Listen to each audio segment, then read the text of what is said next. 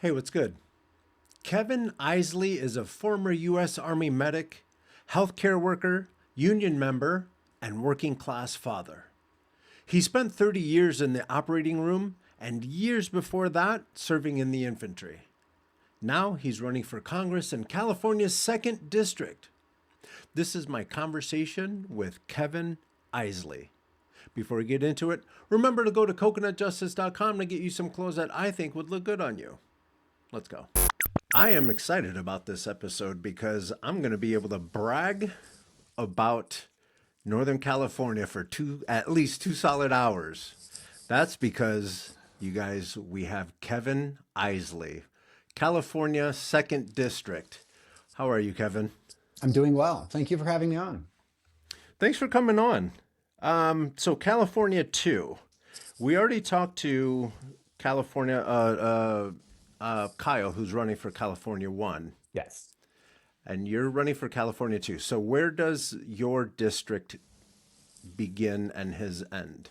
Okay. So, fun fact, before Prop 50, Kyle and I were running against each other because he Oh, lived in that half of Santa Rosa that belonged to CA-2. The other half okay. belonged to CA-1, I think, but the redistricting. So after redistricting, he's in his own place now in CA-1.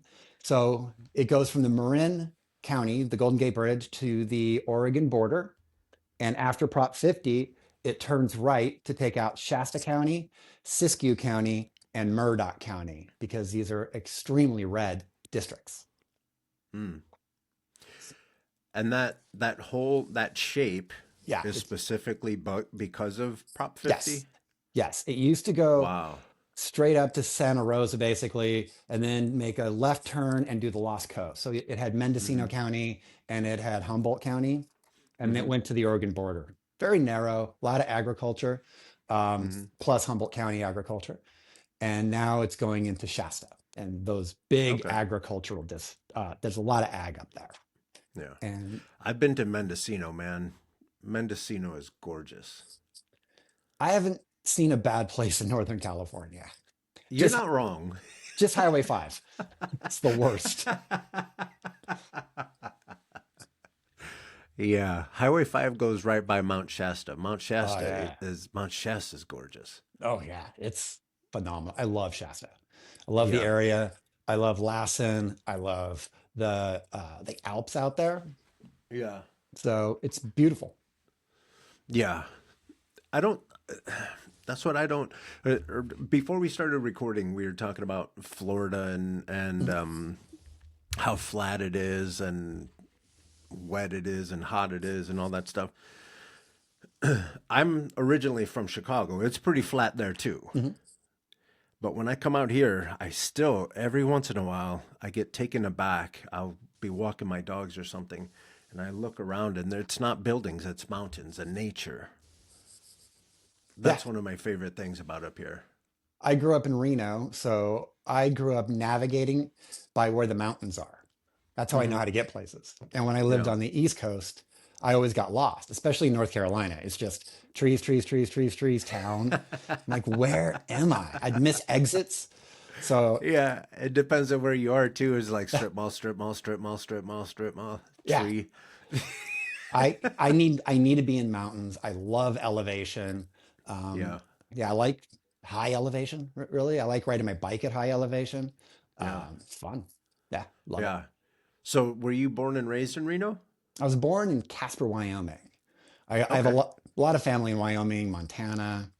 Um, and then I moved to Reno when I was 2 and grew up in Reno. I did 2.5 years of high school in Ventura, California.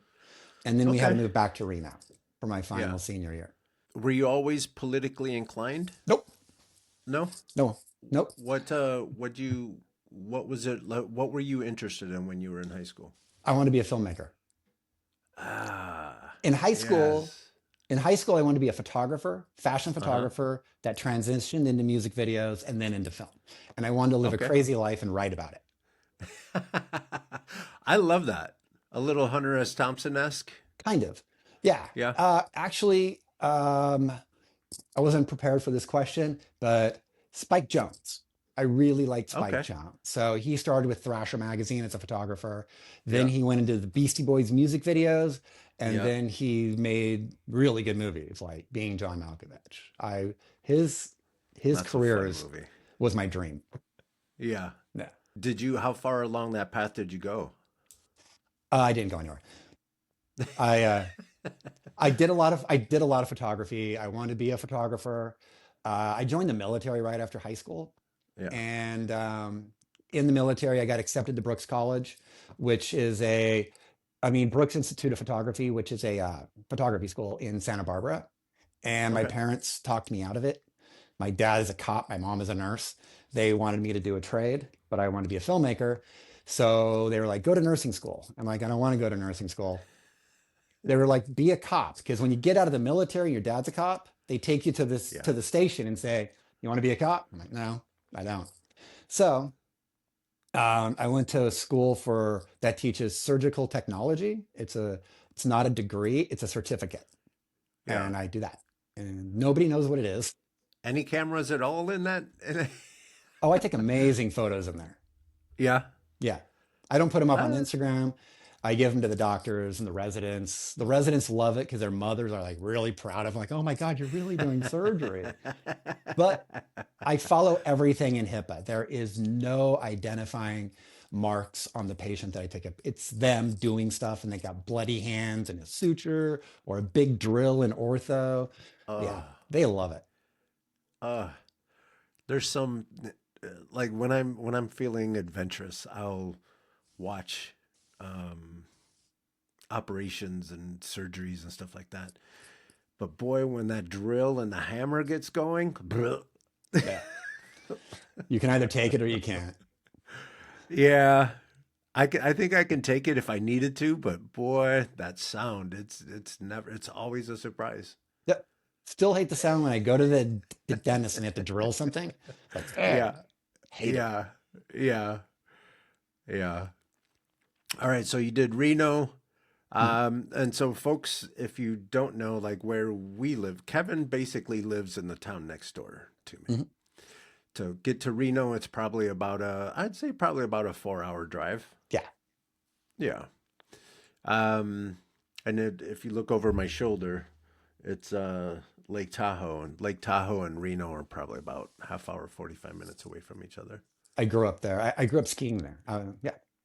Oh, cool. Yeah. And my parents had a boat on Tahoe, so we sailed Tahoe all Oh, hell weekends in the yeah. summer. So yeah, it was neat. I hang out in what's called now Olympic Village. It used to be Squaw Village. Mhm. That big The old Palisades. the Palisade. Yeah, now it's the Palisades. Yes. Yeah. Did you happen to hear what a bunch of rich folks were trying to do with the Palisades? I thought a bunch of rich folks already had the Palisades. They have the Palisades, but they were trying to build like a big water park and all kind. They're trying to make it a huge attraction Hmm.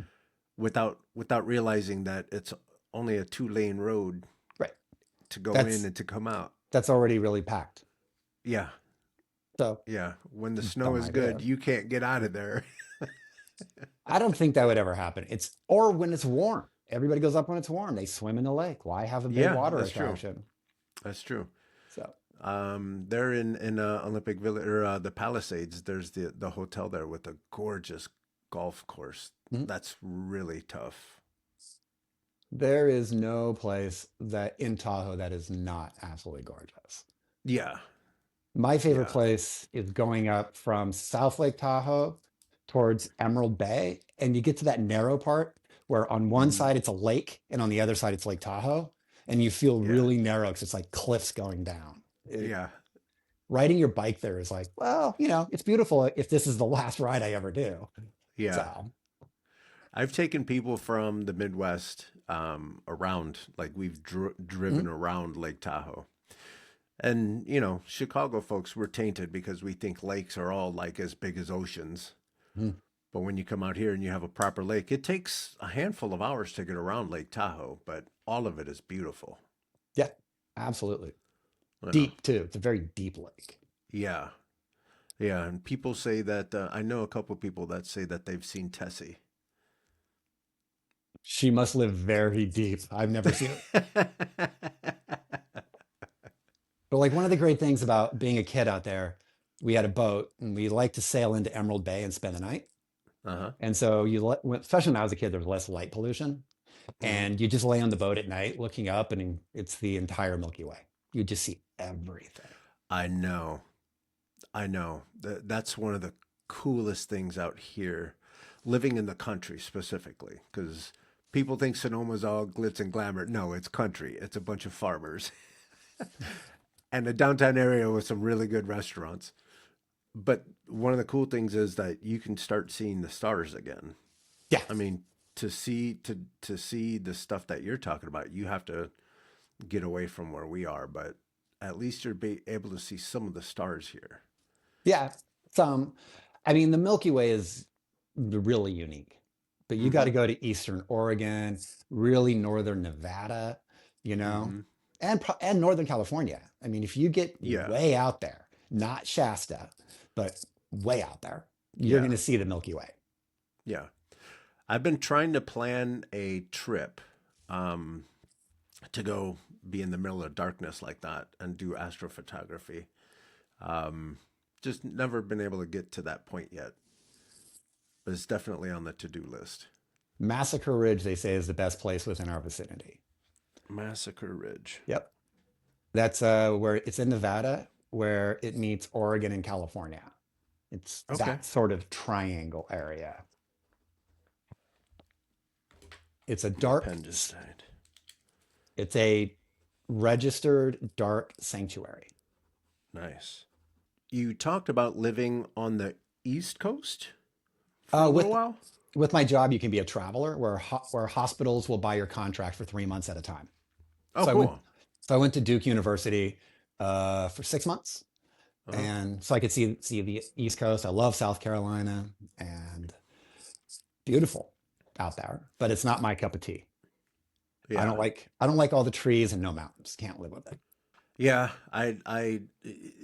That's one of the things I say about Northern California is the connection that we still have to nature. Mhm. You know, like it's a thing. We don't just talk about it, we live it. Yes. We take care of our environment. You know, when you go hiking, when you go camping, when you do anything, folks are always saying, you know, leave it better than you found it. Mhm. Yeah, and I love that California, part. and they believe it. And if you want to be in thick trees, we have redwoods up in Mendocino County, redwoods in Humboldt County. We have mere woods in here, but you're not always surrounded by trees with no vision of what's actually around you. And that's kind of Yeah. what I thought of North Carolina. I couldn't see the forest through the trees. At what age did you come to um, North Carolina, or not North Carolina, Northern California, and set up shop here? So as a kid growing up in Reno, San Francisco was always our big annual car trip. And Hmm. so I came here a lot. And Yeah. then I came here officially first in 1998 as a traveler, and I Okay. liked it. But I did one last big thing to make movies, and I got a contract at UCLA. And so I Oh, was cool. there for about 9 months and got very discouraged. And then I went to Atlanta, and then I came back Yeah. and back to the How'd Bay you like Area. Atlanta? It's a really fun place to visit. Yeah. I would never. The traffic is insane because it's a wagon wheel. So Yeah. you have downtown, midtown, Buckhead, and they have Uh-huh. round highways, and then they have highways that come straight into it. So it looks like a wagon wheel, and the traffic is Ha. insane. I've been talking to a lot of people from Atlanta lately, a lot of creative folks, and Yeah, they're saying that it's beautiful and it's creative and they love it, but they almost have too much creative people accumulated there. I don't think that could ever happen. No, I agree. I mean, if you're in a cafe and two-thirds of that cafe are creatives and they're doing stuff, and you talk to them, man, they see the world differently than you, and you see it differently to them. Yeah. I like people who don't see the world the way I do. And then you sprinkle some travel in there. Yes, travel's the best thing. The best thing. There's a saying that I always try to remember, but I always beat it up. Travel, what is it? Travel fixes racism Mhm. and reading fixes Ignorance. uh, ignorance. Is that what it is? That's what I heard it as. Yes. Yeah. Yeah. Yeah. Something so simple is so poignant to developing as a human. Yeah. Just get out there and experience. Ask questions from people.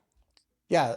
But if you're like the kind of traveler that's going to go to Paris and you're going to only go where everybody goes, you're going to see the Yeah. French people as kind of mean, kind of Yeah. negative. But Yeah. to correlate it with the Bay Area, if you're a traveler and you go to San Francisco and the only place you really see is Pier 39, people are not nice down there, right? People working in Pier 39 aren't nice. It's too many Yeah. travel, it's too many Yeah. vacationers. So Yeah. Lyon, France, those places, I mean, just a little bit more off. Saint Remy is my favorite place in France. And yeah. Yeah.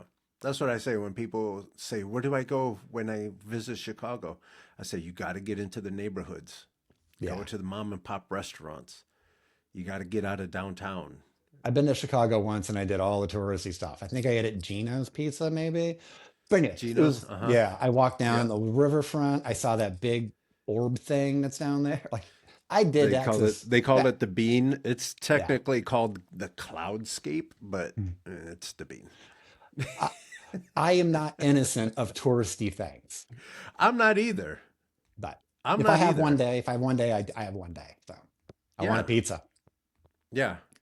Exactly. If that place is known for that, do that. Yeah. You know. And then you know, if you don't want to go into the neighborhoods, don't. It's fine. Get some pizza, get some hot dogs, get some food. I recommend anybody, if you want to see something, be there 48 to 72 hours, kind of minimum. If you're there one day, you're just going to do Yeah. it and have that conversation with people who have been there, like, oh, yeah, I've eaten at that place or whatever. Yeah. So, Yeah, 3 solid days. 4 is good. You got your sea legs back, and you're out there, and you're gonna recognize a couple people on the street, say, "Hey, how are you?" And then they're gonna give you some tips. yeah, that's what I love about it. I mean, spend 2 days in San Francisco and just get in a car, go. The tourists I like the most who come to San Francisco are the ones that get on bicycles, ride across the Golden Gate Bridge, Yeah, and just go to Sausalito or go to Tiburon and get on a boat, a ferry, and come back. You did some exercise. You really saw the Golden Gate Bridge. And as a cyclist who lived in San Francisco for 21 years, for me to say that is tough because we hate them on the bridge. They're swerving at whenever a I'm driving on the camera. bridge, I see. Yeah. And I'm trying to get back and I'm just riding fast. And I'm like, oh, you're in my way. But they're still the people I respect the most, right? Like, yeah, you're doing Yeah, it. You're using your body, you're in motion.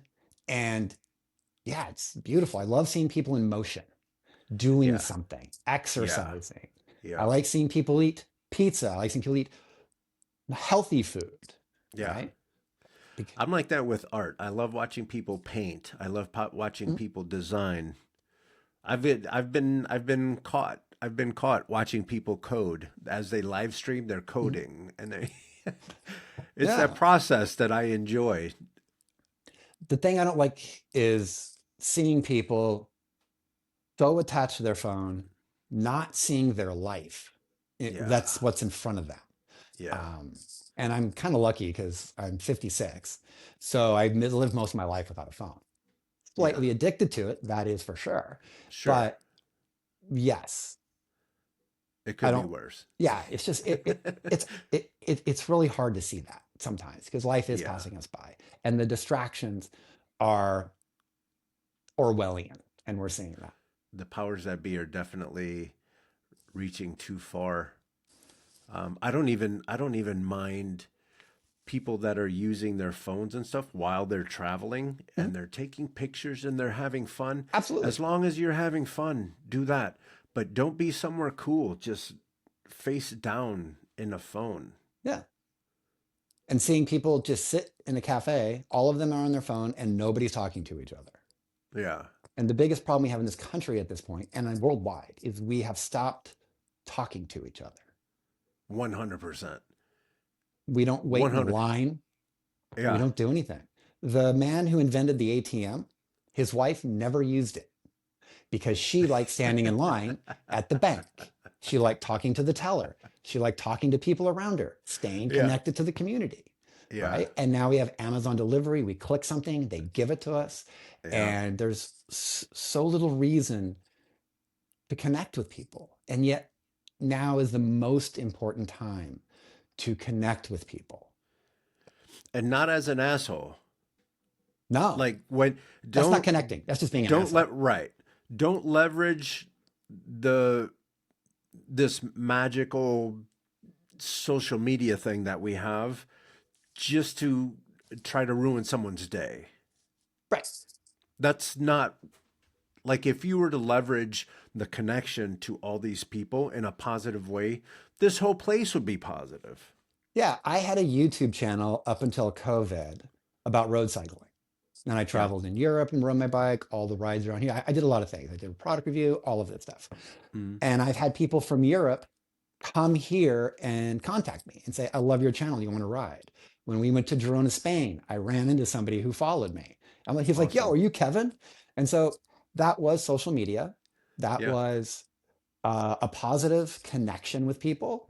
Yeah. And that is some of the great things about technology is the Right. barrier to entry has sort of been removed, but it feels like it's coming back. Yeah. So like with TikTok, it's just Yeah. now, I think, a massive surveillance thing. And that's what they wanted. Yeah. You can't say certain things on Israel about Israel on TikTok. Hmm. You're banned. And so that's not the First Amendment, in my opinion. Or whatever files or Yeah. like they are Yeah. definitely yeah. Yeah. And I mean Orwellian again, it's the perfect word. It's Orwellian Yeah. when the powers that be are forcing you and trying to but the current administration is tricking us into trying to not believe what we see and not believe what we hear. And not just what's happening in Minnesota either. Like just everything. They're Well, trying to force their own reality. Biden did that too. Obama did that. Bush did that. Clinton did that. Reagan did that. Um, it's been happening this whole time, Yeah. and we're just sort of hitting peak, as my 12-year-old said, we're sort of hitting the peak. Like Hmm. like this is the peak moment. It feels like, but Yeah. if you really look at the timeline of it starts with the American worker, but where we are today, um, we have left capitalism. In my opinion, we are a Oh yeah. corporatocracy. I think Yeah. we're a corporatocracy. 100%. 100%. Did I mean just the fact that you said Amazon and all these other corporations, TikTok, they're telling you what to do and how to do and when to do and all this stuff. You're not truly living a free life. You're being told what to do. You're being Mm. told where to stand. You're being told how far to stand away from each other. Yeah. Well, yeah. And I was a front-facing healthcare worker during all of that, and so Ooh, how was that? it was crazy. I Yeah, mean, it wasn't as crazy here as it was in other places because here people still got outside, right? Still breathed. sure. We knew a kid Those in my trees that son. we keep talking about. Yeah, my son had a classmate who didn't leave the house for a year, and every uh, day I worked a later shift during COVID, hmm. so I could get Parker going into school. The Zooms. Hmm. And every morning, we rode our bike through Golden Gate Park outside, Oh, breathing, beautiful. because it's a respiratory thing, right? Why would you be inside? Sure. Yeah. And, but yeah, it was crazy. And, now we know, well, it was a certain group of people that Yeah. died or got seriously injured. It Hmm. wasn't everybody, it wasn't the kids unless they had all these comorbidities. So Yeah. lesson learned, hopefully. Right. Well, for me, the lesson learned is why are we pushing money towards making Uber viruses? If it doesn't exist in nature, why are we spending money to make it? I don't know. Gain of function is supposed to be illegal in this country under Obama. Hmm. Uh, but I think, like everything else, it was told to us it was illegal. A lot of Right. things are. told they're illegal, but they're doing it. And they say it's all for Yeah. national security, right? Yeah. Yeah. So, yeah, Yeah. You lived in San Francisco for 21 years. yes. And for most of it, I lived on the Embarcadero. Okay. Across the street from the ferry building, there's a tall white high rise with balconies. Uh-huh. That's right. That's where I lived. Oh, cool. It was That's a awesome. beautiful. That's a Yeah, beautiful area. it is. I have a video on this channel if you're interested in seeing this area that he's talking about. The Embarcadero is the that's the place where the remove the regime, no kings happened down there, and it started in the Embarcadero. We went up whatever road that was. I can't remember what it was, but so you lived in San Francisco for 21 years, and when I talk to people from the East Coast, they have a tendency to say, "Ugh, San Francisco, people poop in the streets." You ever see anybody poop in the streets?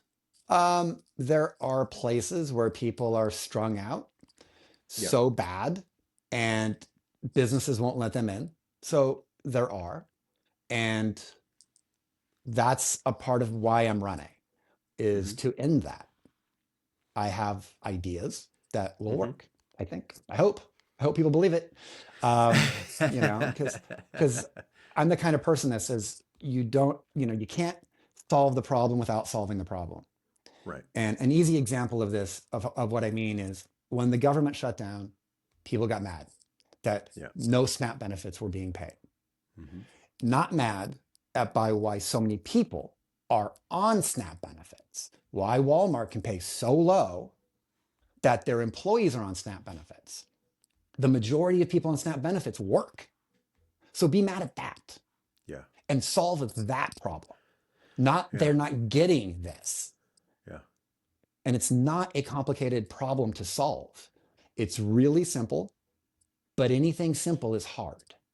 And it's hard to convince people. It's like the No Kings March.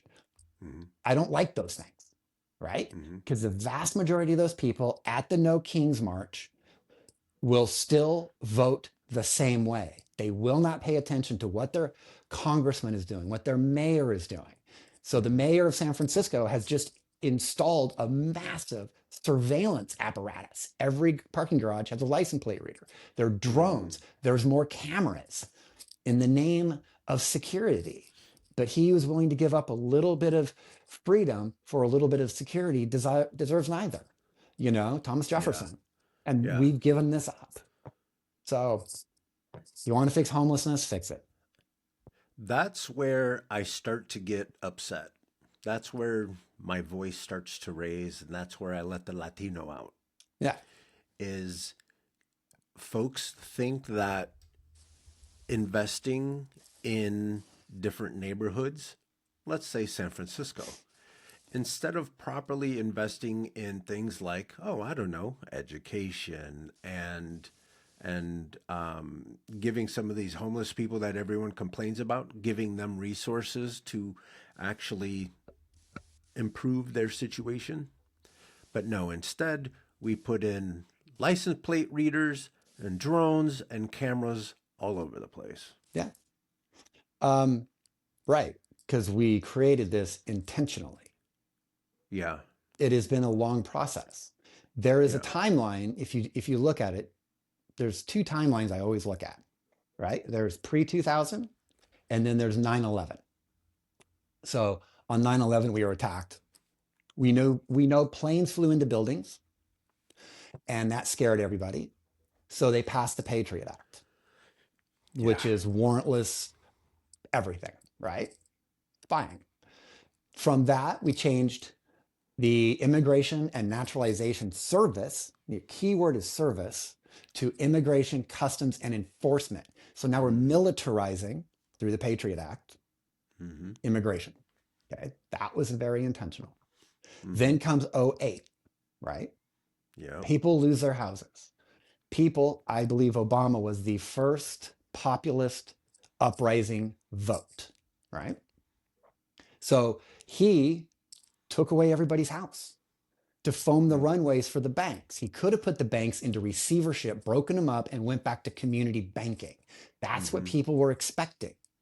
And then he forces the ACA on people. And because of these two things, conservative minded people, they blamed the government for everything. And Yeah. they wanted to get rid of it, like Well, fire to be fair, Congress. they blame the government on everything, Right. for But, everything. But well, this is actually something that would stick. well, yeah. And I agree with what they wanted to do, fire Congress. I didn't at the time. I thought they were just a bunch of crazy people because I was ideologically locked to the left. Yeah. They were wrong. We were right. And so then a couple of years later, and the media pushed that narrative, right? They're wrong. They're blaming the Mm-hmm. government, and now they're taking action to try to change the government. Mm. Then a couple of years later, you get the Occupy movement from the left. And Mm-hmm. that scared the I government remember. Yep. because at that point, the left and the right would come together like a Reese's peanut butter cup and be like, you're all right. You're actually right. Both sides. It is the banks and it is the government. Yeah. So they had to break that up. And they Yep. went after everything. And then birther, that got the left really mad. All of these things started happening. So then there was a second populist uprising with the election in 2026. And the Mm-hmm. Democrats put the thumb on the scale for Hillary because they think they know better than us. Mm-hmm. 18% of would be voters for Bernie Sanders voted for Trump. This proves a populist uprising. We are screaming at everybody, but it's screaming into the void. Mm-hmm. Trump becomes kind of, everybody said he would be this thing. He wasn't, but it got everybody motivated and riled up.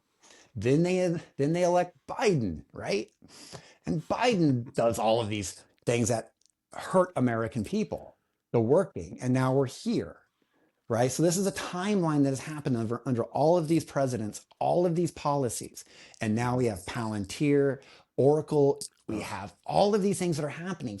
Place Mm-hmm. you drive down the highway. I did a ride along with the Highway Patrol a few weeks ago, and he's like, "Oh yeah, this thing on top of the car reads license plates constantly." And it goes to Flock, and then Flock goes to Palantir. This is where we have gotten from this timeline. But we couldn't have gotten there if it wasn't for the pre-2000s, if it wasn't for Ronald Reagan taking out the unions. I call that the rope-a-dope, right? If you want to get Yep. NAFTA passed, you have to take out the union protection of it, right? All the Mm-hmm. workers. So you rope-a-dope them. So now they can't lift their arms in defense of NAFTA taking away their jobs, of the American Crime Bill putting everybody, all these people in prison, which they were going to for-profit prisons, by the way, which we're hearing a lot about now, Right. GEO and them. So he ballooned them up. He took away Glass-Steagall, which allowed '08 to happen. Glass-Steagall prevented the investment side of banks from talking to the deposit side, which is Mm-hmm. this is what private equity is. Mm-hmm. And we couldn't have it the way we have it unless Glass-Steagall was repealed. Before they're called Okay. corporate raiders. You know, if you remember the movie Pretty Woman, glamorizing it. Oh yeah.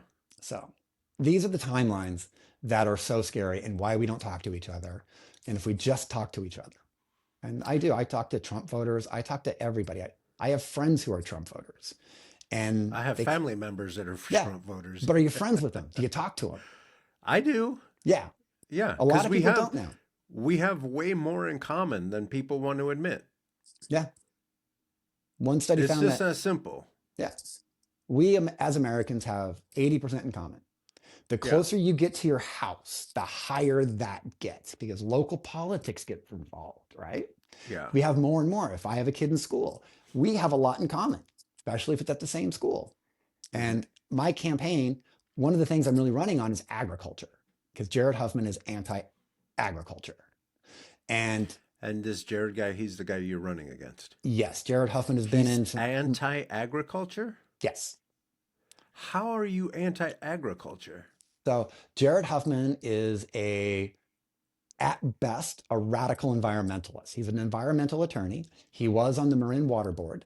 When he was on the Marin Water Board, he made it so mountain bikers couldn't use the mountain properly, like in a I fun know a way. lot of mountain bikers that want him out ASAP.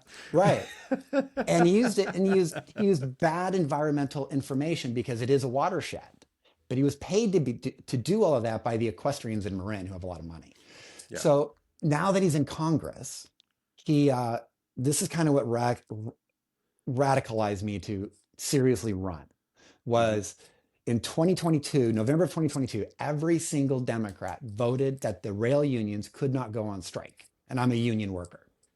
Yeah. This, because Congress can shut down any strike for national security. And so the month after that, East Palestine happened. Hmm. So they got a 25% raise, and that was it. But they were striking to hire more people because there's not enough people on the railways, which makes it dangerous for us. They don't get sick time, and they're on call 24 hours a day with 1 day off a month. That means you can't see your kids play baseball or your daughter do a recital. You can't see these things when you're in this. And this was the strike, and it was right before Thanksgiving. So that radicalized me to run against Jared Huffman. And I moved to Marin in 2021 from San Francisco. Okay. And then I hear this NGO is taking out dairies and farms from the Marin Agricultural Land Trust, MALT. You've probably seen the signs if you're in Marin, Hmm. that they're not organic, they're regenerative. And so some of these dairies, like the Kehoe family, I read this article in the Point Reyes Light about the Kehoe family, 103 years there, dairy, their milk went to both Strauss and Clover. They do regenerative farm practices. Albert Strauss pioneered feeding red algae in the mix to the cattle, which cuts methane in half. Mm. In half. And cows sequester more CO2 than methane they put out. Yeah. These are things that environmentalists don't want you to know. So he took out ranches and dairies from malt. Now they're trying to take out the dam, right? The dams up on the Eel River project that feed the Russian Hmm. River. Hmm. This will take out Sonoma County. This takes out 600,000 people, but it takes out more ranches and dairies up there because there won't be enough water. And we're seeing it from taking down the Klamath dams. And people who got energy from the Klamath dams, their rates doubled in, I think, 6 months. So your rates, Mm. my rates will double. We're a part of And just North. to let me jump in real quick because Mhm. folks don't understand. Klamath is in Oregon, so the, this is the water that's river. coming down. So, Yes. so just so you see the interstate, Mhm. um, how we depend on each other. Yeah. And if you're in Modoc, Siskiyou, and Shasta County, you're affected by that. That Hmm. is where your water source comes from. One Hmm. of them, the main one, and energy. So they're very affected by it. And Yeah. this dam, Novato is Northern Marin Water District. Hmm. We're affected. But Southern Marin Water District, which is just over the hill from Novato when you get to Marin, Hmm. the next town, they're going to flood. What is that, San Rafael? No, yeah, basically Santa Fe. Yeah. It's Paralinda. Um, Oh, yeah, yeah, yeah, yeah. I can't say this name right, but they're going to flood Sahui Reservoir by Okay. about, I think, 9 feet, which will take out another ranch, by the way. And Jesus. that water goes to Southern Marin. Yeah. So the people who are funding these NGOs to take out the rivers or the dams to increase the volume of the river, and they're taking out all the dairies and ranches, are the same people that are not affected by this. And they're the same people that when they go to a restaurant and they're getting a steak, it says where the steak came from. Hmm. And then for the rest of us, if they keep this action, then we will only be able to eat food from Tyson, right? These big Yeah. mega corporations. Yep. And an interesting fact, and how you see this as national, I got to look at this because I wrote it down. Brazil has 238 million cattle. This is both beef and dairy cattle.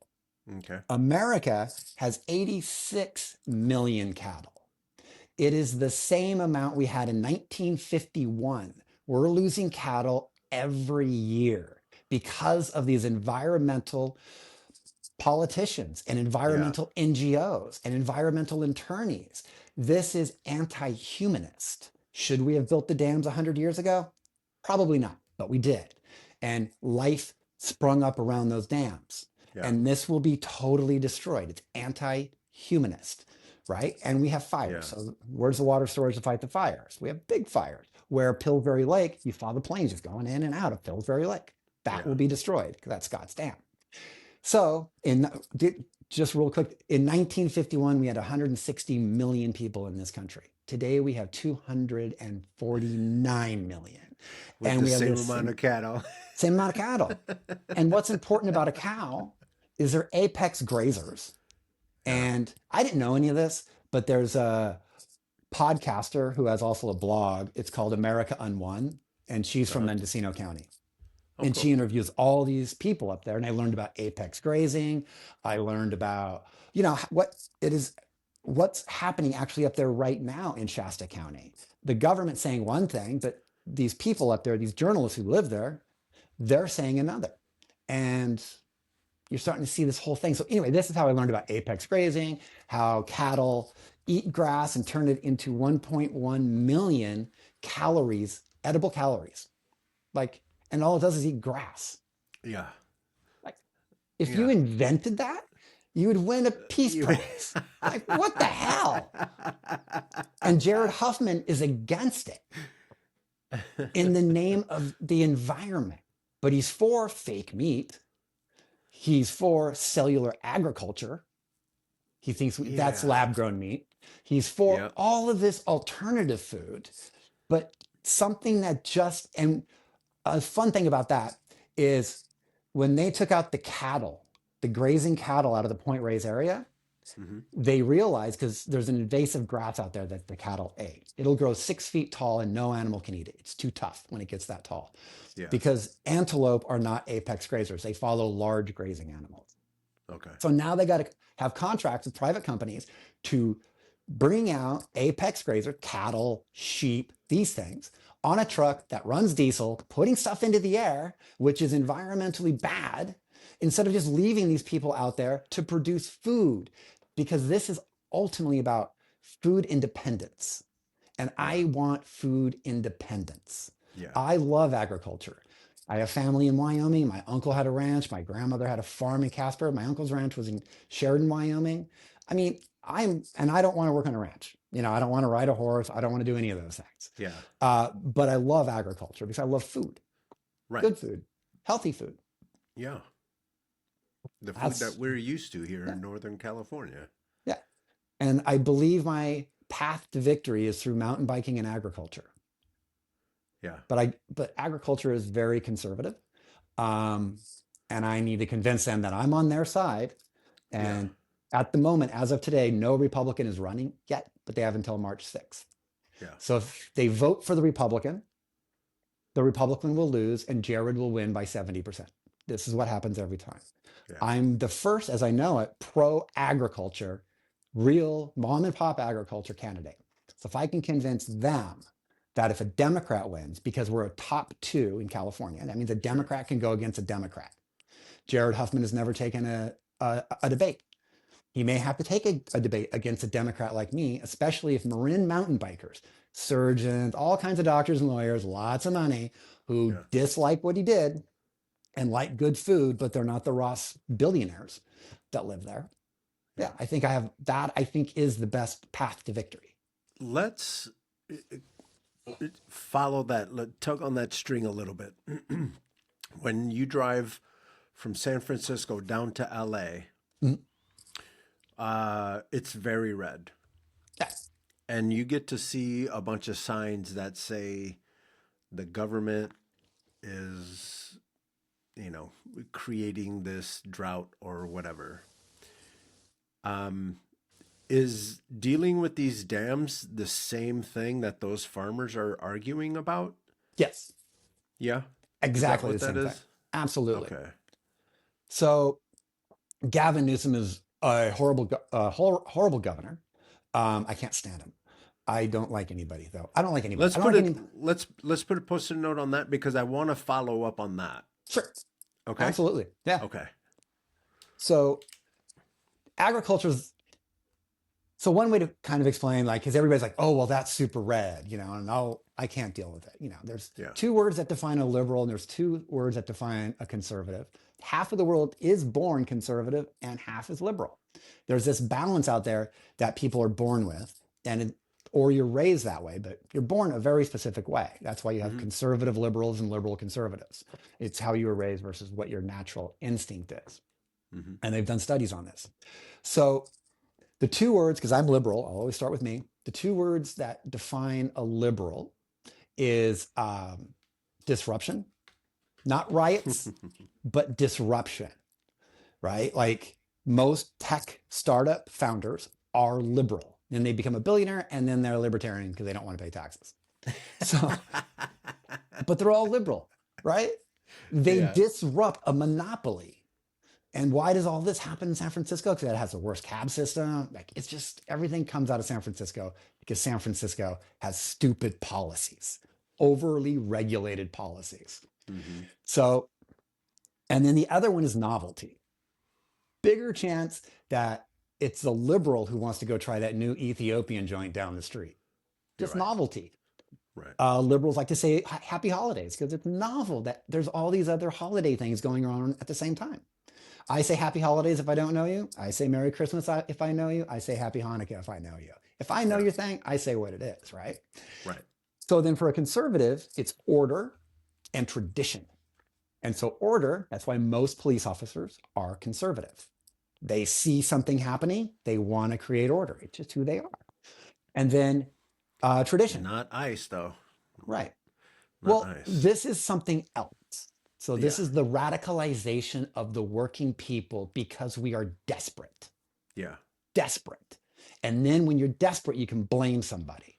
And when you Hmm. blame them, you can radicalize them. All of these people were probably pretty good kids, you know, and Yeah. then they didn't get that college education that we created a society where you need that college education, right? Yeah. Yeah. And then they got left behind or they lived in Rust Belt states, right? We need to fix that. Hmm. And under my plans, we do fix that. And it's non-inflationary spending. It's actually free market capitalism. So then with tradition, ranching is tradition. Dairies are tradition, Yeah. right? It's an old school way of doing it. Conservatives are super attracted to that by Yeah. nature, you know, and it's also novel. So you have a lot of liberals like, oh, I have a farm and a restaurant farm to table. That's really liberal, right? Because Hmm. it's novel. We all like food, Yeah. but big ranching, big agriculture is generally conservative people. Yeah. And so saying it's red means these people believe in tradition Yeah. and they believe in a certain amount of order. And any state that has a monopoly on red or blue sucks. California sucks. It's overregulated. I love California, but it's overly regulated, I right? agree. We have all of these things. Texas sucks. You know, they don't regulate anything but a woman's body. Oh my God. Right?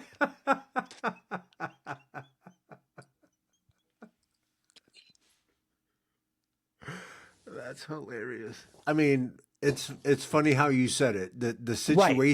The situation is dumb, but how you said it is just you simplified it to the point where to me you're just like, what are you doing? Yeah. It's crazy. And so, Yeah. you know, I think California was at its best when we had a very Democrat legislature and Schwarzenegger was our governor Yeah. because not a lot of things got done. And I think Yeah. actually Schwarzenegger was a really good governor. He was socially liberal Yeah. and he changed American healthcare. In Yeah. one swoop, that dude changed how the United States does healthcare. And it was insane. And it sparked so much innovation and startups just by one decision that he made. Yeah. And it was great. You know, he said, why are the taxpayers paying when somebody in surgery leaves a sponge in the patient? We have to pay for all the problems with that, right? Whether it caused an infection Right. or whatever it was. Why are Right. we paying for hospital infections? You know, through now we have like better Foleys, we have better catheters that go into your arm, we Oh have yeah. better systems in place, and Yeah. this it sparked innovation. And then that Yeah. went national. And then the government's like, nope, we're not paying for it. So everything that happens is now on the responsibility of the hospital. Mm. So we count differently now in surgery Hmm. than we used to. We're not as lackadaisical as we used to be. Yeah. So I think that was a really good decision. And that's when California was all Democrat, except the governor was socially liberal Republican. Yeah. I think if they found a socially liberal Republican, that would be our next governor again. Yeah. And I'd vote for him. I'm an issues voter. I'm a Democrat and I'm really liberal, but I'm an issues voter. I I hesitate to label myself with anything because every group has I have a gripe with everything that everyone ever says. Absolutely. From That's 2017, I went independent. But if you want to yeah. win an election, you have to choose a side. You have to play the game. You have to. People, and especially now, people are scared. They're not going to give up a seat, especially Yeah. with the stuff Trump is saying now. So if you elect me, Yeah. you still get all the socially liberal things you want and the food. I'm going to fight to keep that dam up. I'm going to fight for, agriculture. But we have to do it together, red and blue. Purple is the only color that works in this country. The American people Exactly. need purple. Exactly. Yeah. Exactly. And get on YouTube and look at all these conversations that we've been having and look at the conversations that are happening not on this channel. Expose yourself to more independent thinkers Yes. that think that both sides are nuts. Yeah. I think both sides are nuts. Yeah. But I Yeah. can't be a Republican because I'm so socially liberal. Right. I And I can't believe be in a unionization. Republican because they sick ice on me. Like, what are you doing? Well, I would love to be a Republican, but the country isn't there. I talk to people how I talk to people how I think the beginnings of a country, you should be a Democrat because you're building yourselves up. And then at a certain point, once you get it figured out, then you can shift into Republican and you can pull yourself up by the bootstraps and all that stuff because everything is already set up. The yeah, system is already set up, but we're just not there yet. there. I read a lot of books since 2016, which is what kind of really radicalized me. Trump getting Hmm. elected, and I have family who voted for him. And then one day I woke up and I realized I was the actual problem, not Yeah. because I was liberal or a Democrat. It was because I wanted Trump voters to be more open-minded, so I could Hmm. convince them how wrong they were. Yeah. Right. Yeah. Um, both sides want to teach the other side, right? But when two Right. people go in, have a conversation, and they go to teach, nobody learns. When two people go in to learn, everybody teaches. Yeah. And that's something I got from a book called "Love Your Enemy." He's a conservative economist. Amazing book. He basically says, imagine everybody wants the same thing as you. You don't understand the process they're taking. Learn it. Hmm. Be open-minded. And when you talk to somebody and they know if you're listening and you're open-minded to their ideas. And they know when you're only thinking about what you're going to say to them after they're done talking. When you Hmm. open yourself up and you practice this, people talk. I Yeah. love having talk. I talk to people who are like, you know, somebody down the street who was at our block party. I'm like, are you okay with what ICE is doing? And they're like, yeah, they're getting rid of illegals. The shooting of Preddy, Hmm. that's a whole different thing. And that is radicalizing people for the Oh better, yeah. in my opinion. It's even radicalizing the right. The NRA is like, I want an investigation, transparent Yeah. investigation. This Yeah. is tyrannical, Hmm. right? So talk to people. So that was that book. The other book, if you want to know why Rust Belt states voted for Trump, read a book called American Made: What Happens When Work Goes Away. It follows a company called Rex Nord. It's a ball bearing company, 5 people.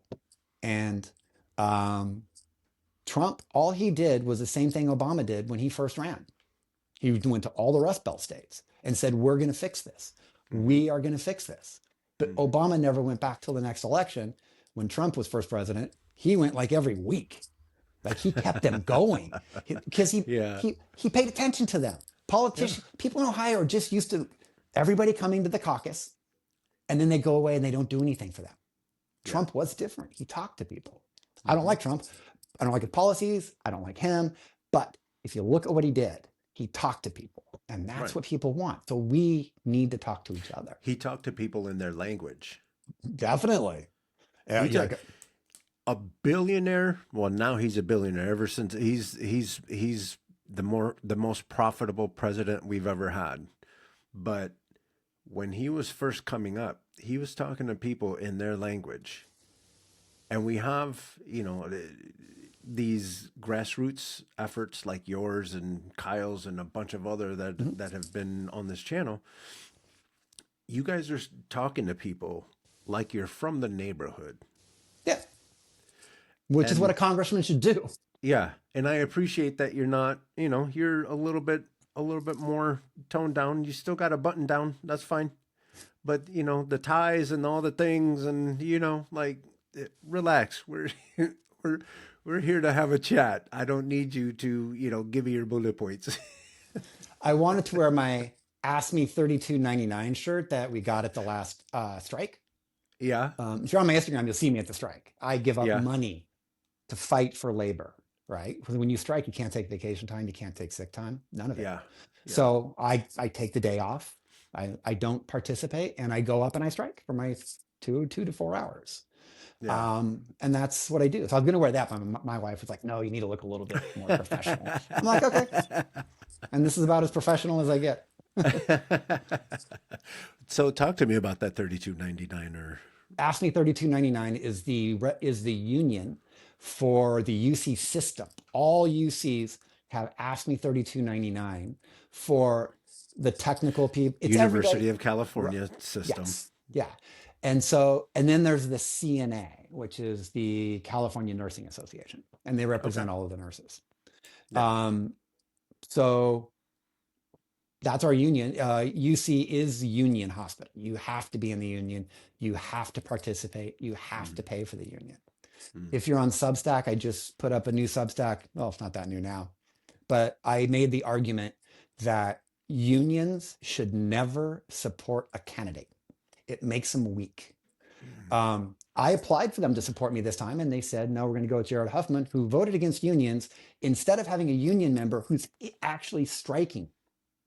They still go with the establishment because I was Oh my shocked. God. And I didn't write the article because I'm mad at them. I wanted them to say yes to me and then decide if I wanted them to actually support me. I probably would have Yeah. because they need the phone bangers.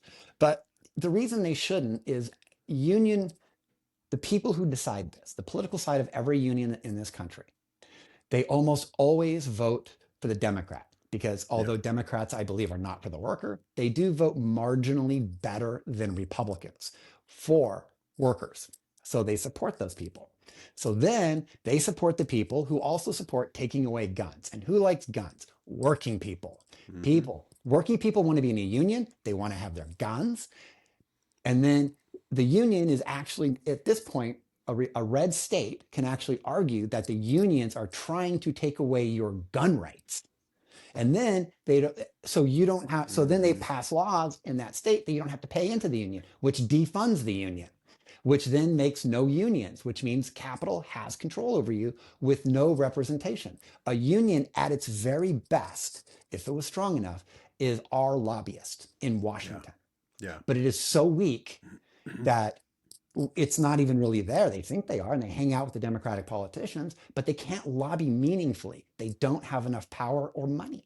And that is because they always pick the candidate that will take away guns. And it's so easy to do in these red states. So if you instead, and this is my argument in my Substack, if unions said, here are the issues we want that we need for working people, here is a list of politicians that say that's what they're running on. And then if they followed up with those politicians and how they actually voted and had somebody up there and they wrote a newsletter and said, well, he said he was going to do X, but he didn't. Yeah. And this is where his funding came from to make that. That would make unions impossibly strong. And that would definitely be able to then fight capital. So that's my opinion about unions. I'm very union. I am too. And I didn't really understand unions until my brother became an electrician in Chicago. So he's in one of those people lifters and it's -20 wind chill and he's up and doing these things and he explained to me some of the areas where he had to climb through or crawl through and just disgusting parts of the buildings that we don't ever see. Yeah. And business owners are built and educated to do what? To get as much work as cheap as possible. Right. So imagine being an electrician, putting your body through all of that, Yeah. and they want to give you 17 what's $17.25 an hour, $15 an hour, you know? Yeah. Yeah. Or imagine being in a right to work state where hospitals are not unionized and you're in surgery, you're putting your hands inside of bloody bodies, and these people have HIV, hepatitis, all of it. And all it takes is a Staff, poke, just a poke through your glove could actually and it's a ruin wrap. it. And Yeah, it needs to be unionized, all of it. So, 100%. but I also don't think everything should be unionized. You should have an option, Yeah. you know, but we don't have an option until we put competition to the private sector. And And that's the part that's frustrating because everyone says, work real hard and stand out and all this stuff, but the the people with the control and all the money actually have the control to tell you whether or not you're going to do the thing that you're supposed to be inventing or creating or painting or yes, whatever the case may be. yeah. So their I mean, finger is on the scale. it's always on the scale. Even in the best of times when we were highly unionized, what people don't understand is that in 1937, they passed a National Labor Act, Hmm. the NLRA. And then in 1947, they passed the National Labor Board. And for that passage, we could no longer have a general strike in this country because it's a general strike that worked. Are you there? Oh, Hmm. okay. So it's the general strike that works, and they fear it. So they made that a thing. That's why we don't have a general strike in this country. Um, I say get I rid of think it. Get people rid are of it. I think people are working towards that. They are. But what happens right now with the law that we have, although the NLRB, because of Trump, is ineffective. He fired too many people in it, so they don't have the votes that is needed that Congress passed. Hmm. Right? You have to have this many votes of the NLRB to work to make this happen. Hmm. So it's ineffective. So get rid of it. So in a general strike right now, you are not protected by the government, so your employer can fire you. Mm. But in the way the rules were raised, if you're a hospital and you go on strike, your job is protected. But then if you're sanitation joining that strike, sanitation can be fired, Wow. right? And in France, who strike the best, man, they burn Paris every summer nowadays. If you watch it, if you watch the right media during the summer, Macron wanted to take away two federal holidays. They lit Paris on fire. I remember that. Right. And Yeah. then they wanted to regulate cows recently or something about for the environmental reasons. They wanted to do some crazy regulation that would cost a lot of money for the farmers. So they brought all of these tractors with manure and they dumped it in front of the Capitol. And sanitation refused to clean it up. Nobody would clean it up. The French do it right, you know? I see a lot of comments from people from not the United States. And they think that our peaceful protests and the protests that we do here are cute. Yeah, but and if you did that same thing in DC, Yeah, you might get shot. exactly. And that's just not Trump. That was Biden and Obama. And Sure. since we militarized our police force after 9/11, we have been accepting more authoritarian outcomes. Less Yeah. protect and serve, less community policing. I You know, grew up we I grew up a brown guy in the streets of Chicago.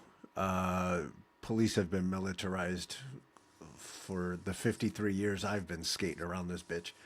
So different levels. way I different levels yeah, nowadays. yeah. I You know, I I grant you that as of 9/11, it really did like we see tanks in the streets now. because we needed all new weapons for the military-industrial complex to go fight a war to save us from mass destruction. Right, weapons of mass destruction. From something that our government started. Yeah. So they gave all the old stuff to the cops and said, here, because we are going to Yeah. militarize this. And when you give anybody military grade stuff, they're going to want to use it. And then when you keep telling them it's us And you against them, when you give them a badge and then you say everything goes. well, that's the ICE thing. Yeah. It's insane that JD Vance said that. Yeah. Insane, but one thing about the police, because my dad was a cop, and Yeah. if you're somebody who has never had interaction with the cops except a speeding ticket or things like that, and you watch the media, you're like, oh, defund the police. Wherever you live, go for a ride along. Just go for a ride along. Yeah. See what they see. They'll Yeah. show you. And then you'll be like, oh, and then they're all really good people. Most of them Yeah. have families. Yeah. They're trying to do the right thing. Yeah. But because of our economic policies, we create a criminal class in a way, right? Like Exactly. it's this is created and Yep. it's easily solvable.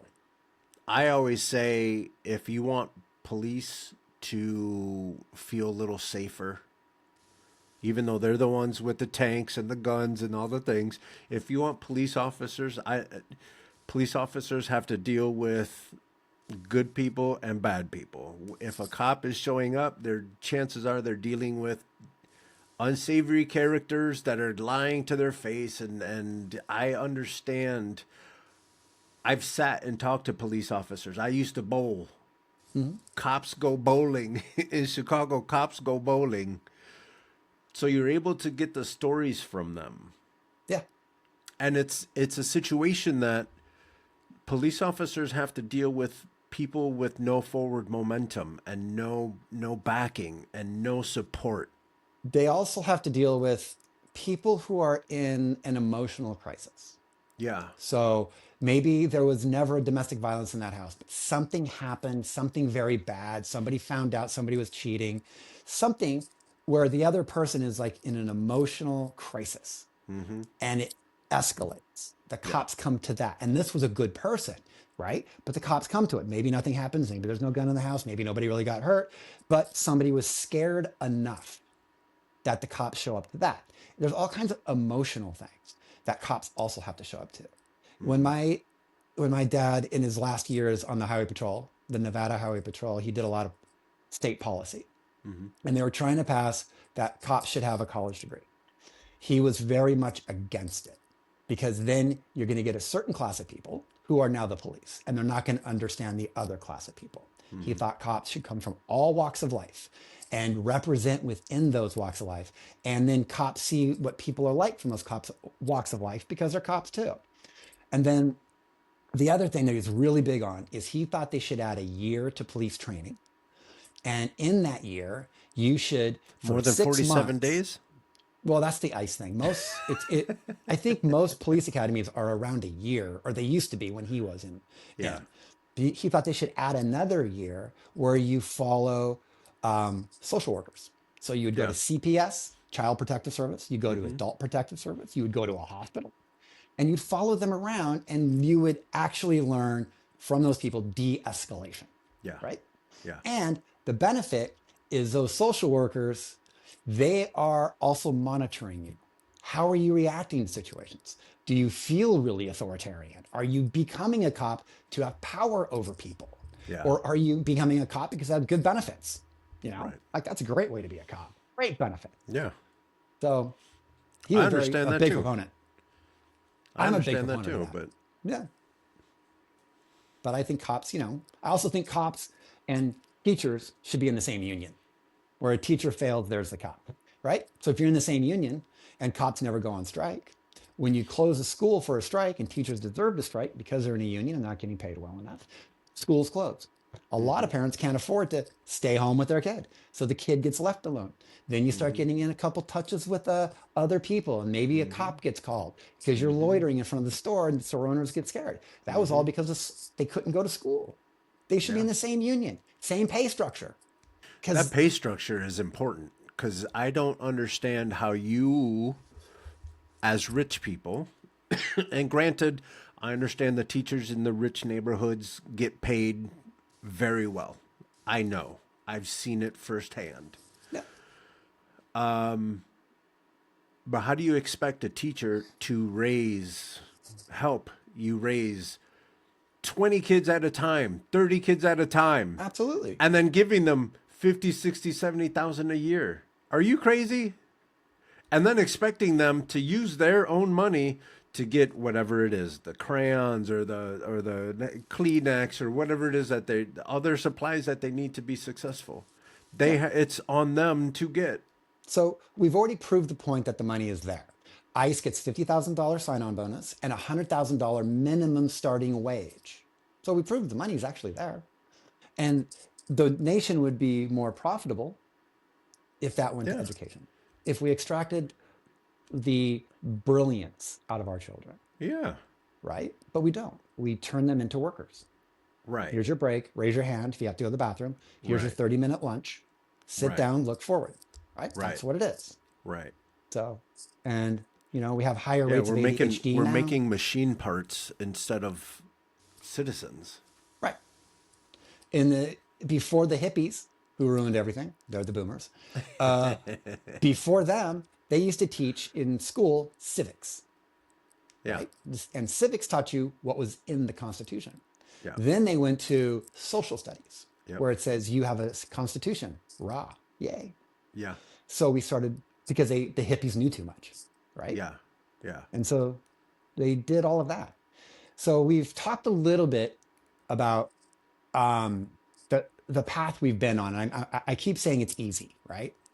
So I'm running on a three-tier, like on a thing called the three tiers of society. All right. And one of them is a federal jobs guarantee program. Okay. Okay. And so why this is non-inflationary spending is because everywhere you look, there's work to do. Right. Okay. But there's no job to do it because the private sector can't profit off of it. Right. So the private sector has had a monopoly on wages since 1976, right? Yeah. That's when it all started falling apart.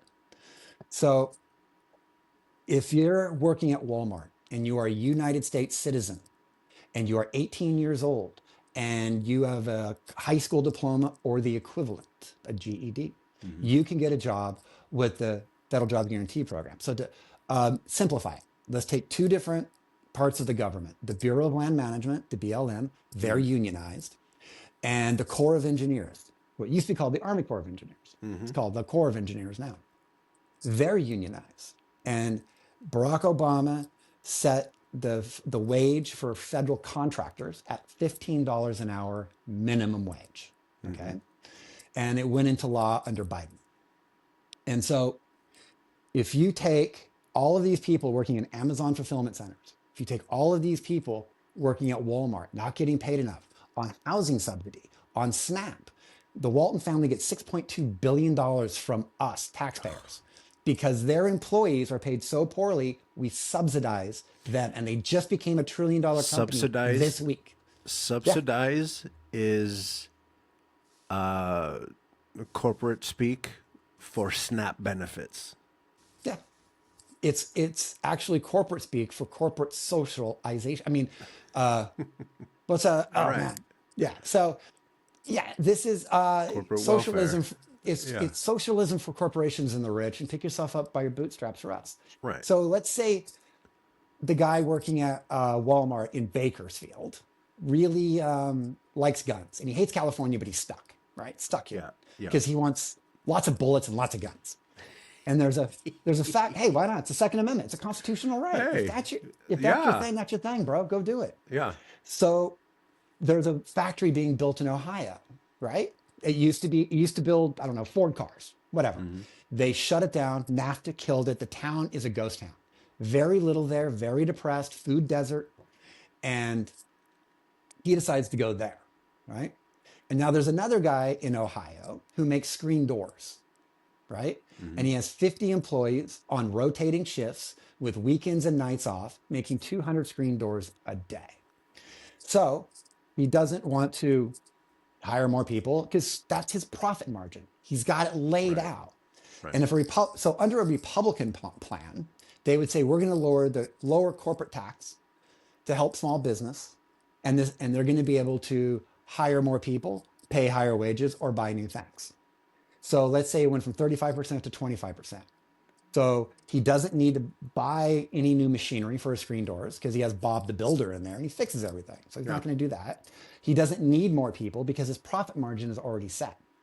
And he can't pay more because when the Democrats come in, they're going to raise taxes, Yeah. right, to help the people. Sure. So he doesn't do anything. He pockets the money. So that is more money going to fewer people. The demand for things will go up, but supply won't go up. And that's inflationary spending. That's the Yeah. problem with the tax cuts. The Democrats go in, they raise the fight for 15, they raise taxes. He has to lay some people off Yeah. because he's not, nobody else is buying screen doors. Right. But when our guy from Bakersfield gets to Ohio, he sees all this depressed housing and he buys a house at $15 an hour. He can buy a house in this town. It's a crappy house. He can fix it though. But the one thing he can't fix is a rusty screen door. So you get that screen. So now he orders a screen door. And so Yeah. over time, this is happening all over the country because there's going to be so many people who flock to the federal jobs guarantee program. So this actually doesn't need corporations to pay $15 an hour as a minimum wage set by the government. I don't believe in that. I want competition to the private sector. So Walmart, are you going to pay more money to keep your employees? Or are you going to now let's have a pathway to citizenship and bring people in to work at Walmart? Because Yeah. American citizens are getting really good jobs. And Right. then when the factory is fully refurbished, right?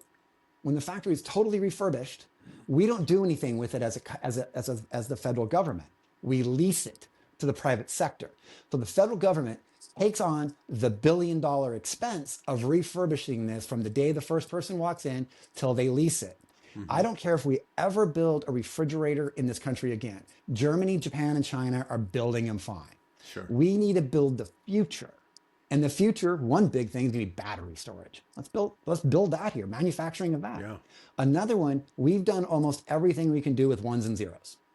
The Yeah. next big revolution is material sciences. And we can lock that in like we used to lock in the semiconductors. Yeah. We did it, we owned it. Yeah. That is the future. Companies that want to do that can lease these, right? Yeah. Build it. I don't want to put a lot of regulations on them either. You know, try not to be sexist or racist. Try not to be those things, but I don't want tons of regulations on these companies. Don't pollute our water, don't Right. pollute our air, right? And so then this company that leases it has to hire people. Well, the guy from Bakersfield already bought a house. He had some money. He met a girl because he was going out. He could, you know, go to the bar, throw some darts, go to Sure. a restaurant, took her on a date. He wants to stay. So now he takes a job and now he's no longer working for the federal government. This is not a takeover of the private industry. It's competition for labor, competition for wages, Right. taking on the debt. And now more people will come and work. These towns are getting revitalized and small businesses are popping up everywhere, right? They like to go out to eat, it's paying decent money.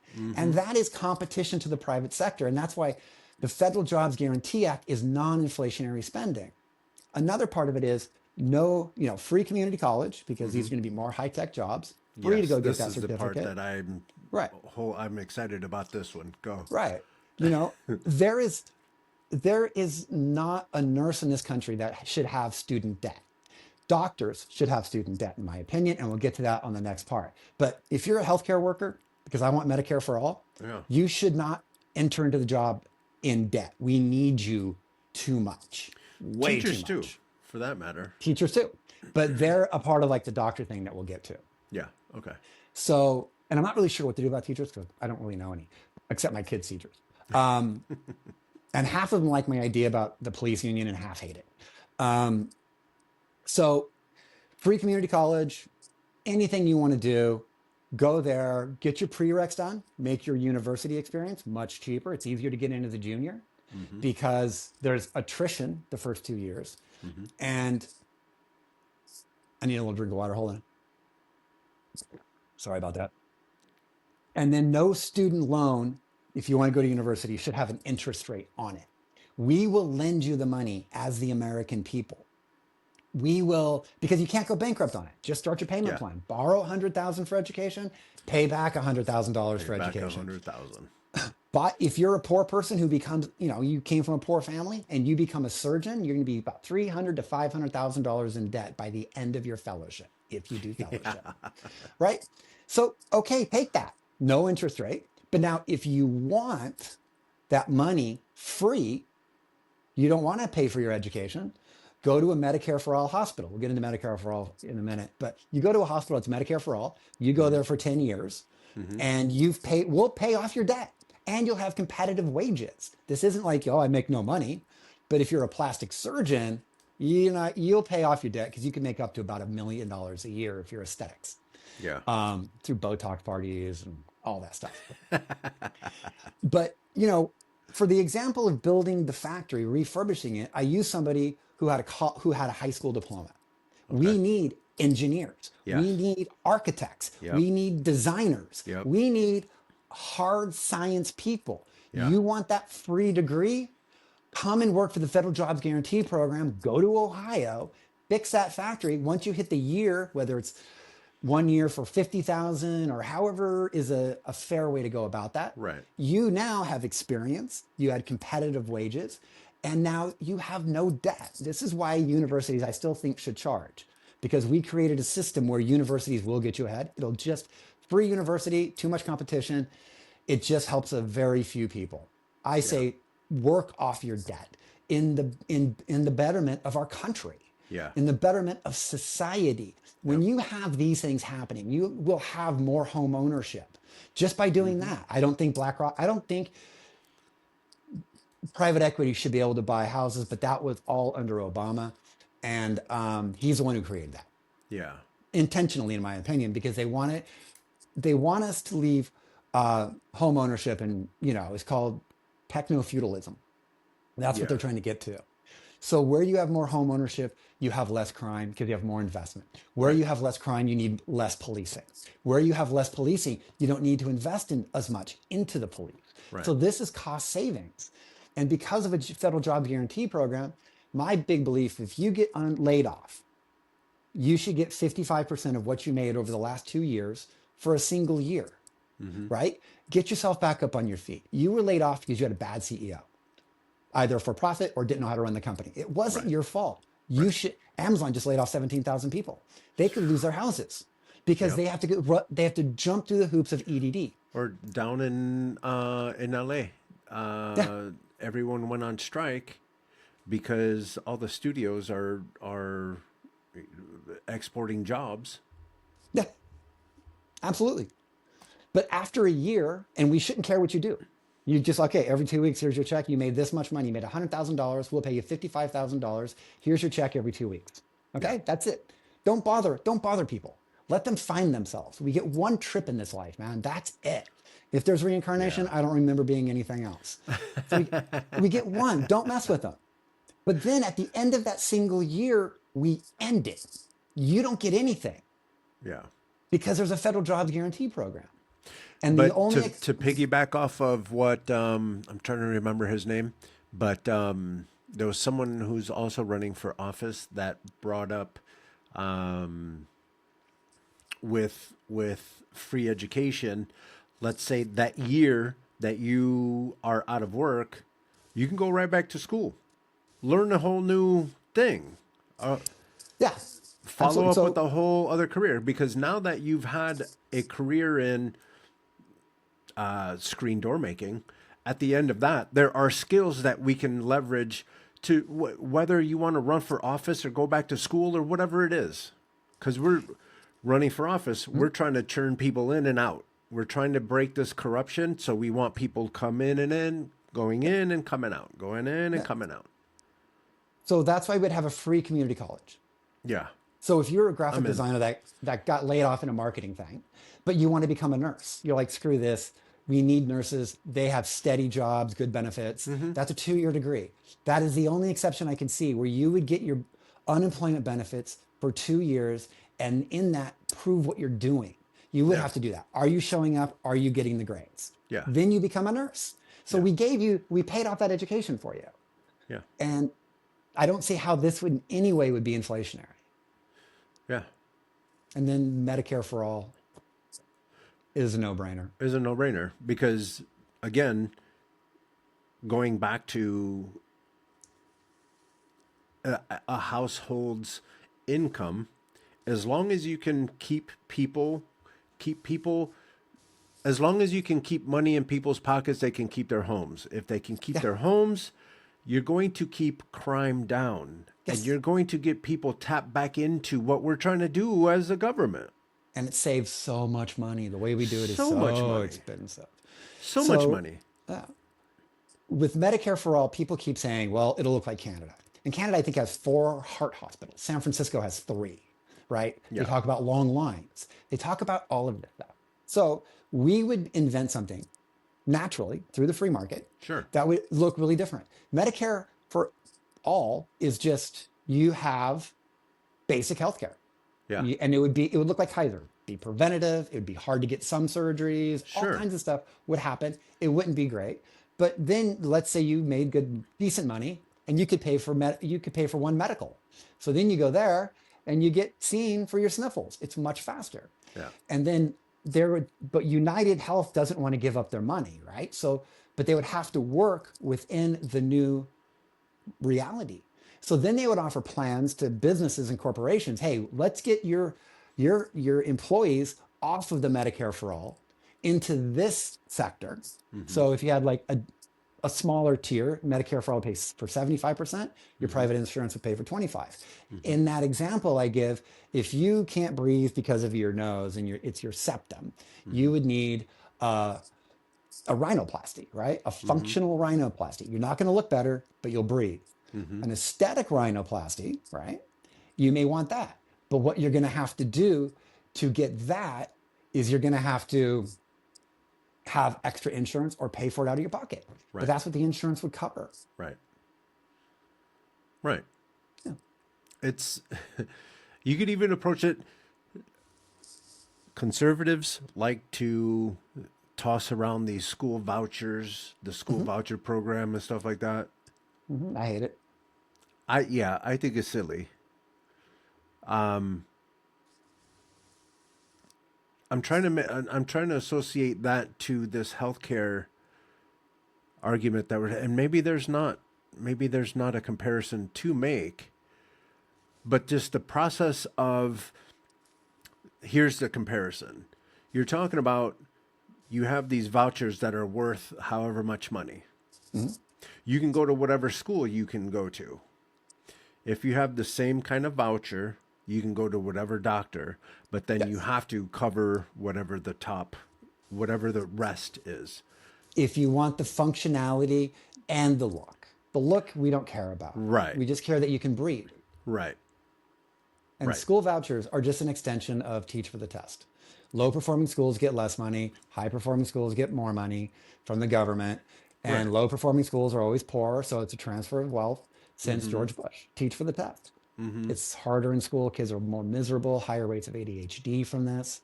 Yeah. Yeah, because they're stressed out and they don't actually have the brain of an ADHD person. It's the stress in our ADHD society. Yeah. I mean, you could just take a look at Instagram and TikTok and understand why people can't focus. Right. It's these phones. Yeah. It's all of it, And one thing I think we should do to Congress is take away their healthcare insurance. No healthcare, no retirement. You shouldn't retire from this job. That's not what it was meant to be. Yeah. You're only supposed to go in, make some laws, go back, live by the laws you made. That's how this was supposed to work. Yeah. We're not supposed to have a political class. Get rid of it. We can't do any of this. 100%. No one person can do this. And it needs to be a wave of firing Congress. Yeah. I think millennials and Gen Z are going to be, I'm Gen X, I'm just angry. Same. Yeah. Yeah. Millennials and Gen Zs have been so screwed. I think they'd really do well in Congress. And if enough came in at one time, They're with trying a path, then it would be much harder to corrupt them. Right. But they are the ones. It's hard to shoot a running deer. Yeah. And if people just paid more attention to politics and stopped going to no kings, but still voting the exact same way. Right. And I think that's one of the benefits of having something like a social media, having a YouTube, being able to network. Like an hour and a half ago, we didn't really know each other. Now, I can't wait to go eating with you. Yeah, I mean it's what it is. It is a great equalizer in so many ways. unions, you Right. know. It's the great democratizer because never before in history have we been able to research, follow up with, have a conversation about all these things that are moving. Could you imagine if Trump was president in the 70s? It wouldn't have happened. Unions. And he wouldn't have had that personal brand your guy was talking about. Not Yeah. to the same effect that he has today. Yeah. But the shadowy areas of which these people lived in were huge. It was nothing but shadows and slow. I mean, I used to time my credit card payments. You can't do that anymore. You Yeah, write the check, you're like, all right, I get 3 days. All right. Put right. that in Now it's the just mail. all Now I got 3 days to come up with the however much money that was. right. I mean, we were freer back then. Right. But up until the 80s, members of Congress, they belonged to the Rotary Club. They Yeah. belong to name any of those old timey clubs you think about that still exist today. But Lions Club and that's what they belong to. Now yeah. they're all on the boards of NGOs. They have Right. left the community Right. because we no longer force local politicians to force Congress members to pay attention to us. Right. And that's a big difference. And that's what unionization was, because a Congress member had to really focus on the union workers. Yeah. Like, if I don't show up to this, it's not going to be good for me, because those unions are going to rally everybody. Now we have hyper individualism, which isn't good. And we're becoming a sicker society. Yeah. People are becoming weirder. Kids are furries. This is, and they really think they are.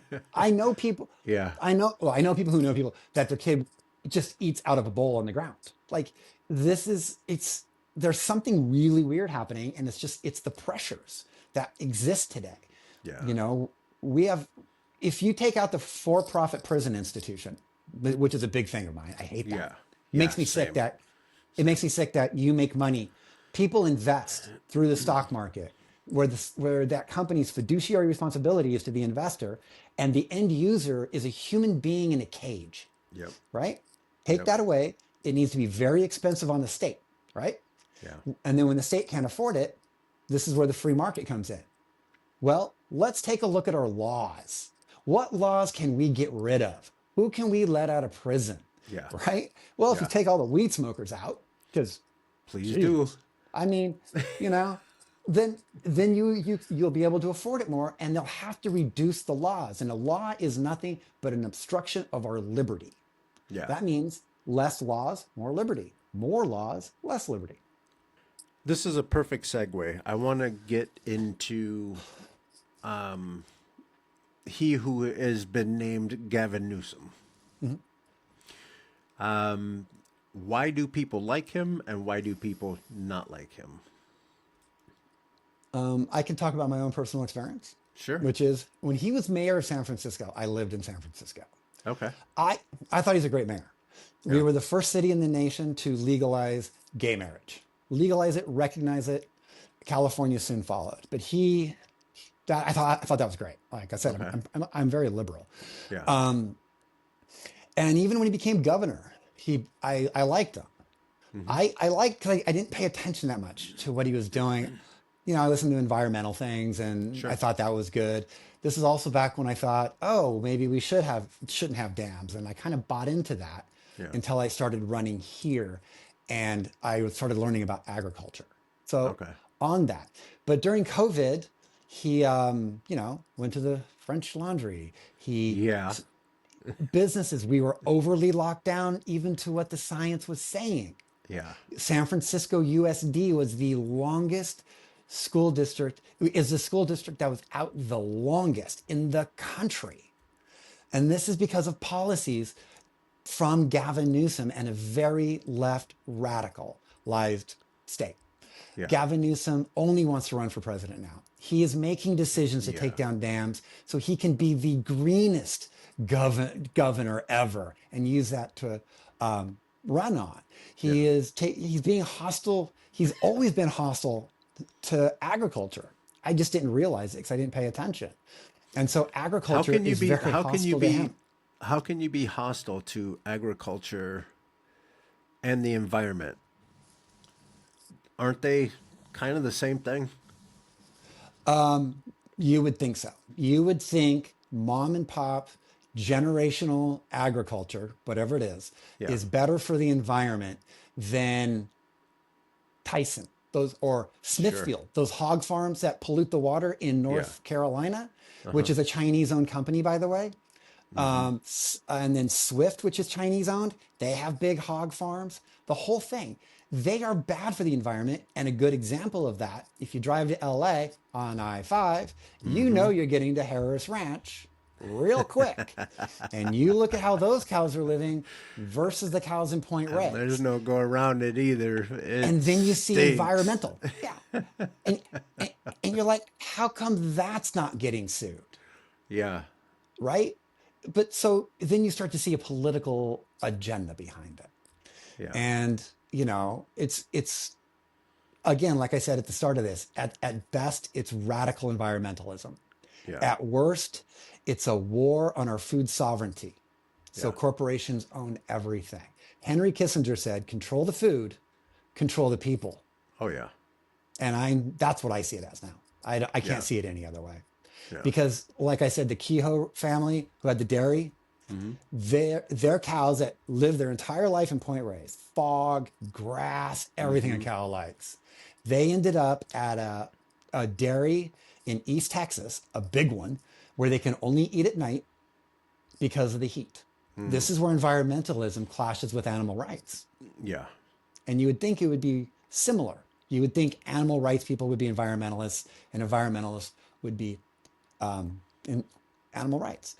But you start to see where it's fake because if climate change, I believe in climate change. I think it's happening. I Mm-hmm. just don't like taking advice from people who own 10 houses. Each house takes up more electricity than mine, Yep. flying around the world in their G6, Yep. discussing what we have to change, Right. not them. Right. What Right. we get to eat. We can no longer afford steak that we know where it comes from, right? Yeah. So you Yeah. start to see it falter there. And then they say, well, it's all the stuff in the air.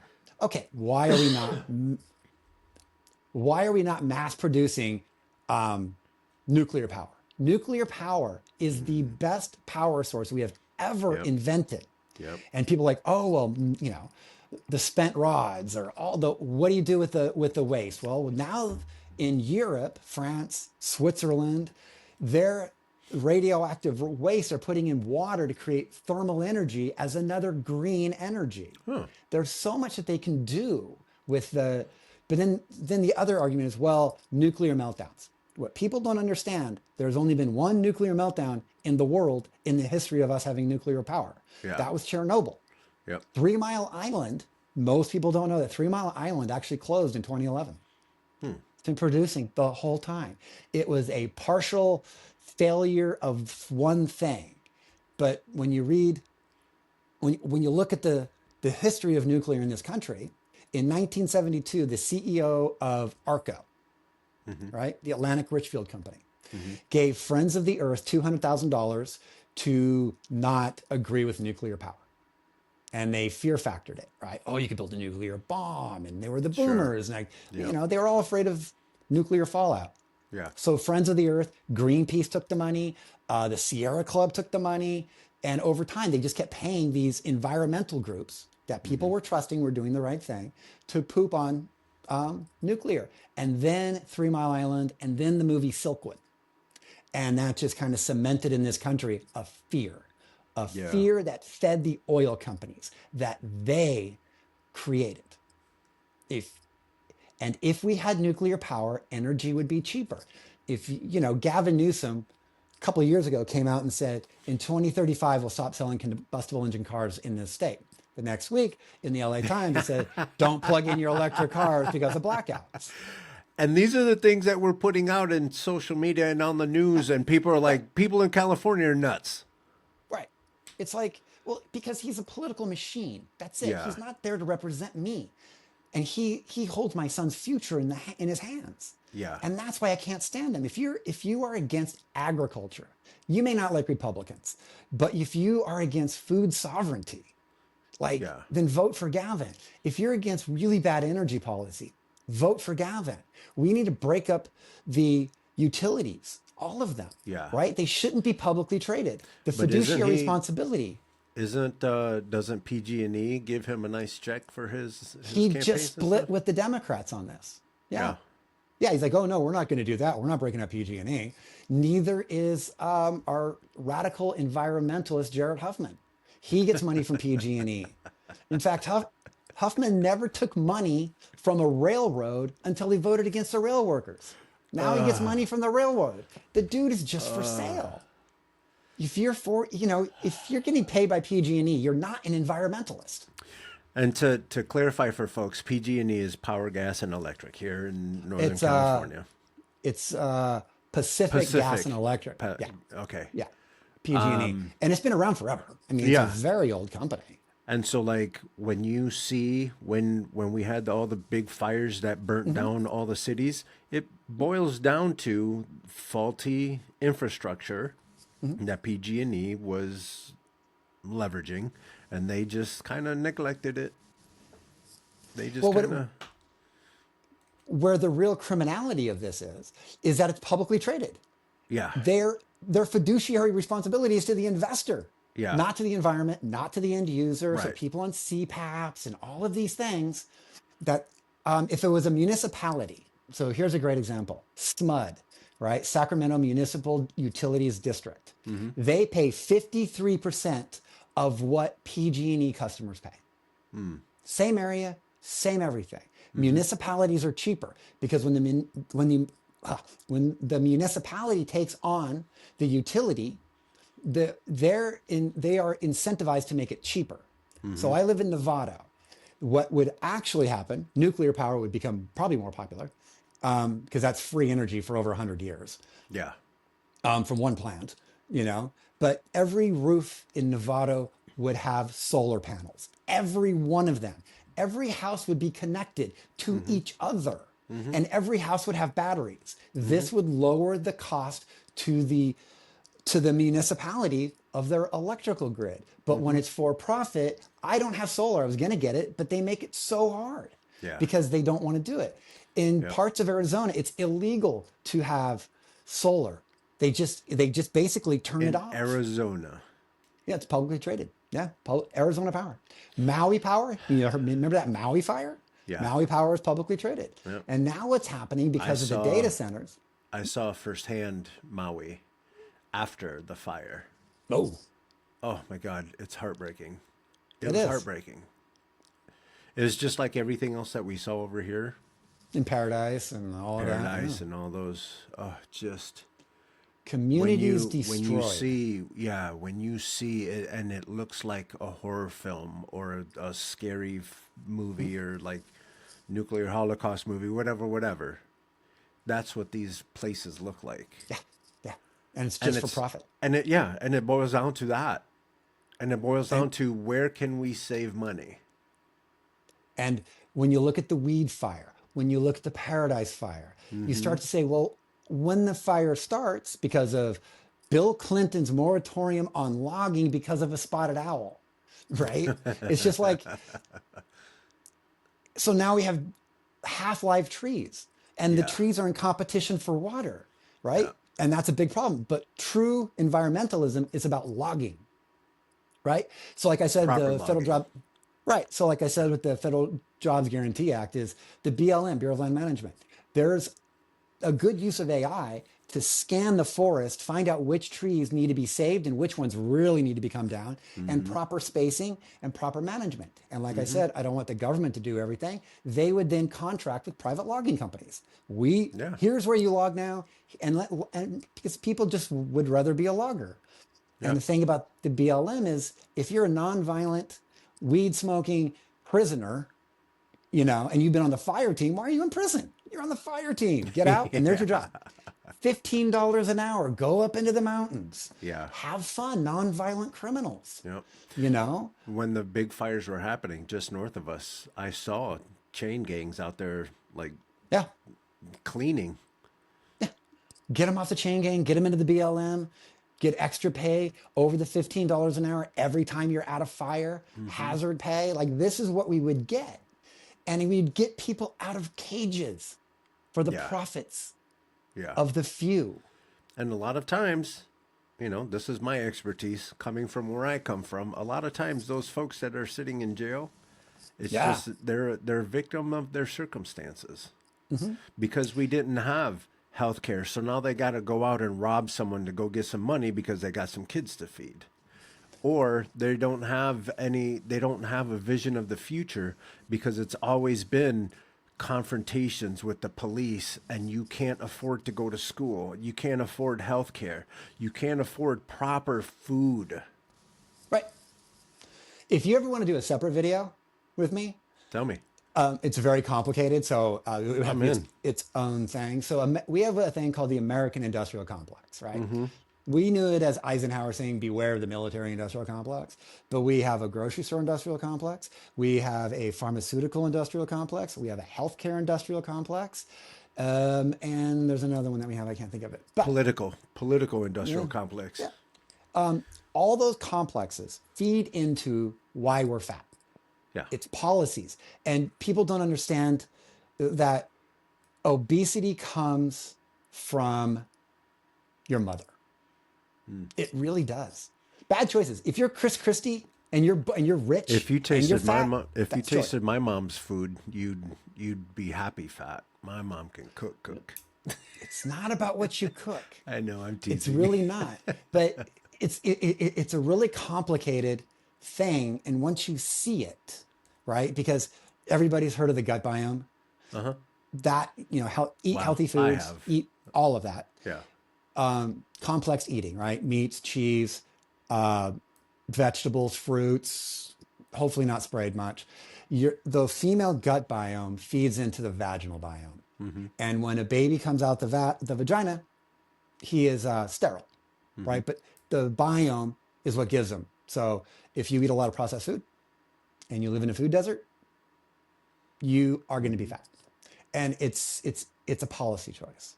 But I can get really into the weeds on another one if you want, on another video about how all of this really works. And it's Mm-hmm. something I'm very passionate about. This is why I'm pro agriculture. Mm-hmm. Like, you know, I'm not pro Republican. I'm not conservative. I'm pro food, healthy food. Mm-hmm. So I can't say that enough. I agree. When I leave Northern California, not Chicago. Chicago has fantastic food, but if I go somewhere, the we'll call it culture shock or the food shock of these other places. We up here we take pride in farm to table, and Hmm. I'd have a small garden and I grow my own lemons and blah blah blah blah. But when you go somewhere else that lean more towards strip malls and stuff like that, and you're having to go to like TGI Fridays and some of these other places, and I'm not trying to talk bad about them. It's a good time, but the food hits different. It does. You know, It it doesn't hit, doesn't necessarily make me feel energetic more than like, okay, now I'm full and I need a nap. some of those places give me bathroom issues. A Like, lot of oh, those places give me back. I, I know what I did yesterday. You know, It's no French laundry.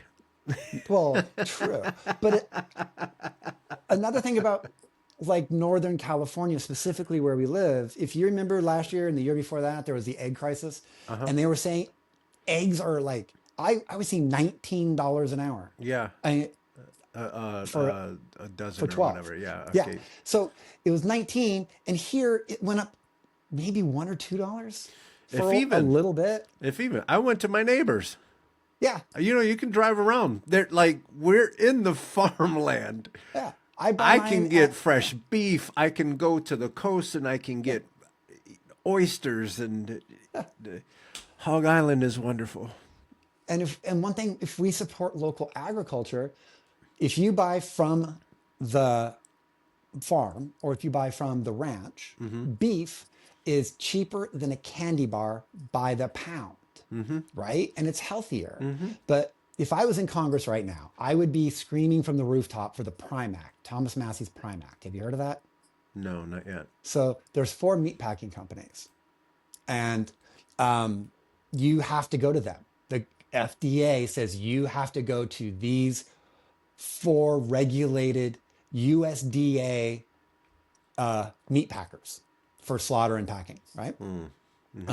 Thomas Massey is saying you can go to your local butcher. Just go to, because there's an increase in price because these overly regulated for profit to the 4 big companies, overly regulated meat packing facilities are far from local agriculture. They're near big ag, but not small ag, right? So they have to pack up their beef, drive it farther, which is gas, time. They have to pay the politicians. Yes. Yeah. So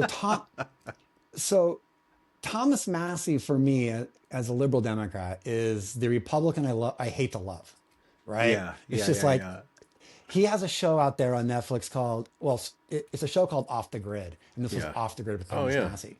He's the greenest person I've ever met. And everything he says, I almost totally agree with, except then there's stuff because libertarians are too purist for me. I think we need a lot of public policy. Yeah.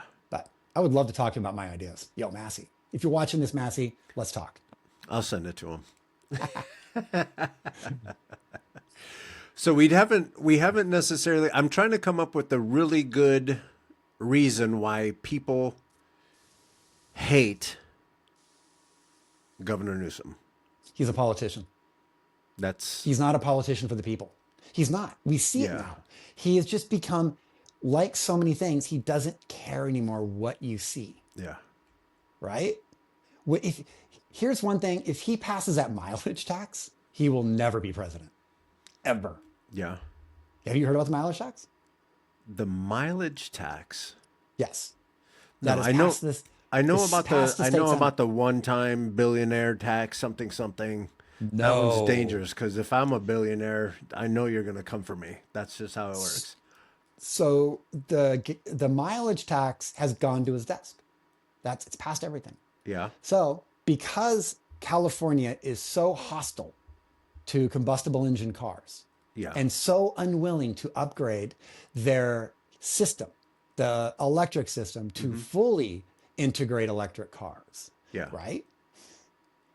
But so many people bought electric cars that the gas tax isn't making them any more money. Oh, so now, son of a bitch. They want to have you pay you by the mile every year. It's going to cost $4,200 for the average family. UC pays well for what it does, but there's so many people at UCSF. We were the largest employer in San Francisco. Yeah.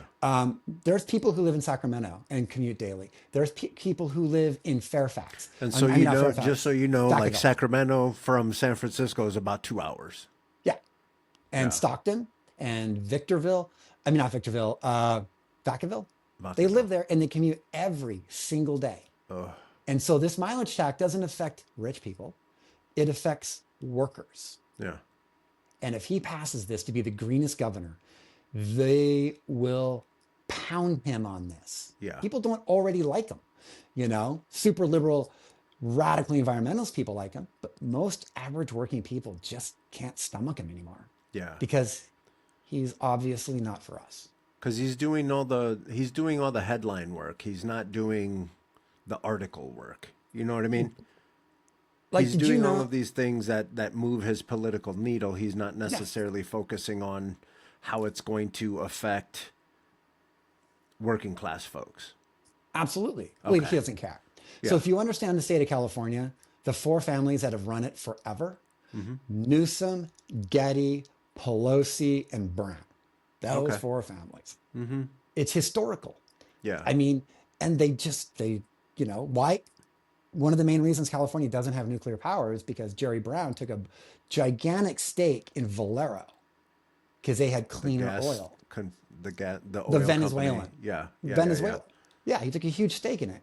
And that, because their oil wasn't as heavy as Saudi's. Yeah. And so he said, that's our green direction.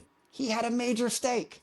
Like, so let's not have nuclear. And Newsom is rich. He's got his own winery. He can go He's to a, French Laundry for those folks that are just of normal income he's a levels. Newsom. Yeah. And his French godfather Laundry is a is Getty. expensive, and you're going to spend, if you go there, you're going to spend about a month salary Yeah. for one Uh, a, meal. a party of four is somewhere between $2,000 and $4,000. Yeah.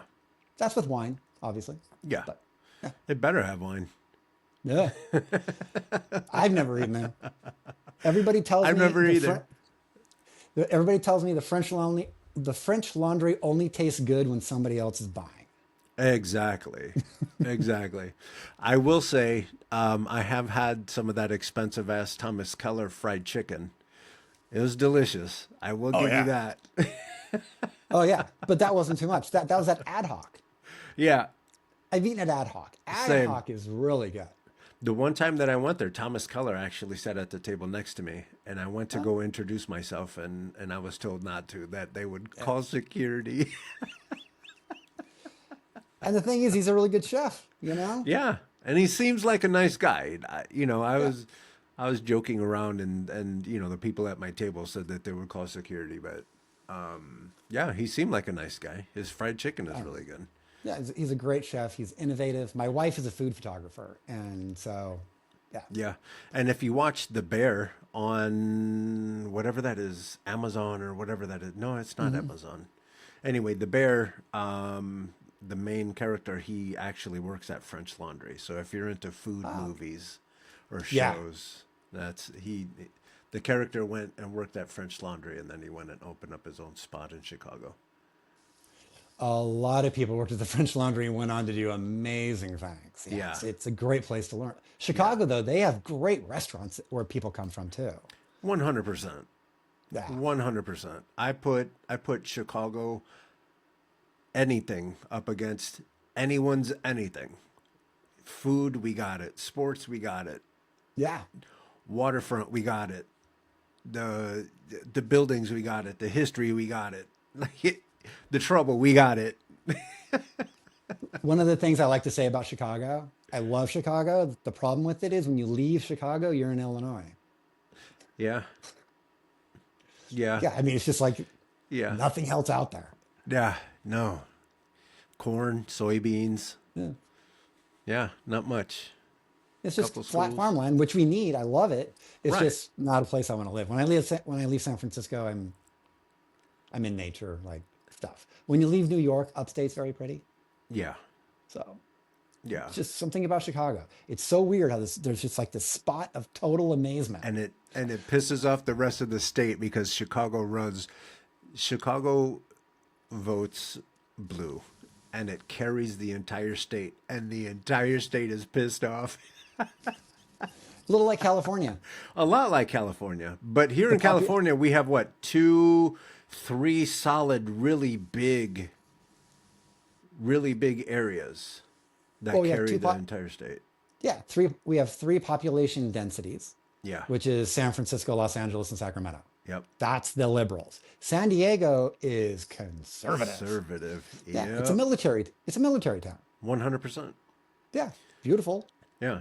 And people think, oh, the old saying, oh, California's full of fruits and nuts. It's full of gun owners. It's full of gun owners. I, We have way more gun owners, hunters, and all that stuff than you would even imagine. I read somewhere that if you calculate the amount of illegal guns just into the gun owner thing, Yeah. California has more than any other state in the country. You know, but there's hunters, there's all kinds of stuff, but there's just also people who like to shoot, Yeah. people who like to protect their amendments. Yeah. You know, I was so against guns, Yeah. so against guns until I started researching everything. Yeah. And now I'm like, don't ever give up any amendment. Yeah. Don't. Not me. They attacked When I them. was- They attacked them. When I was 17, the Army taught me how to shoot a gun. And since then, I get it. Oh yeah. What did you I do in get the it. army?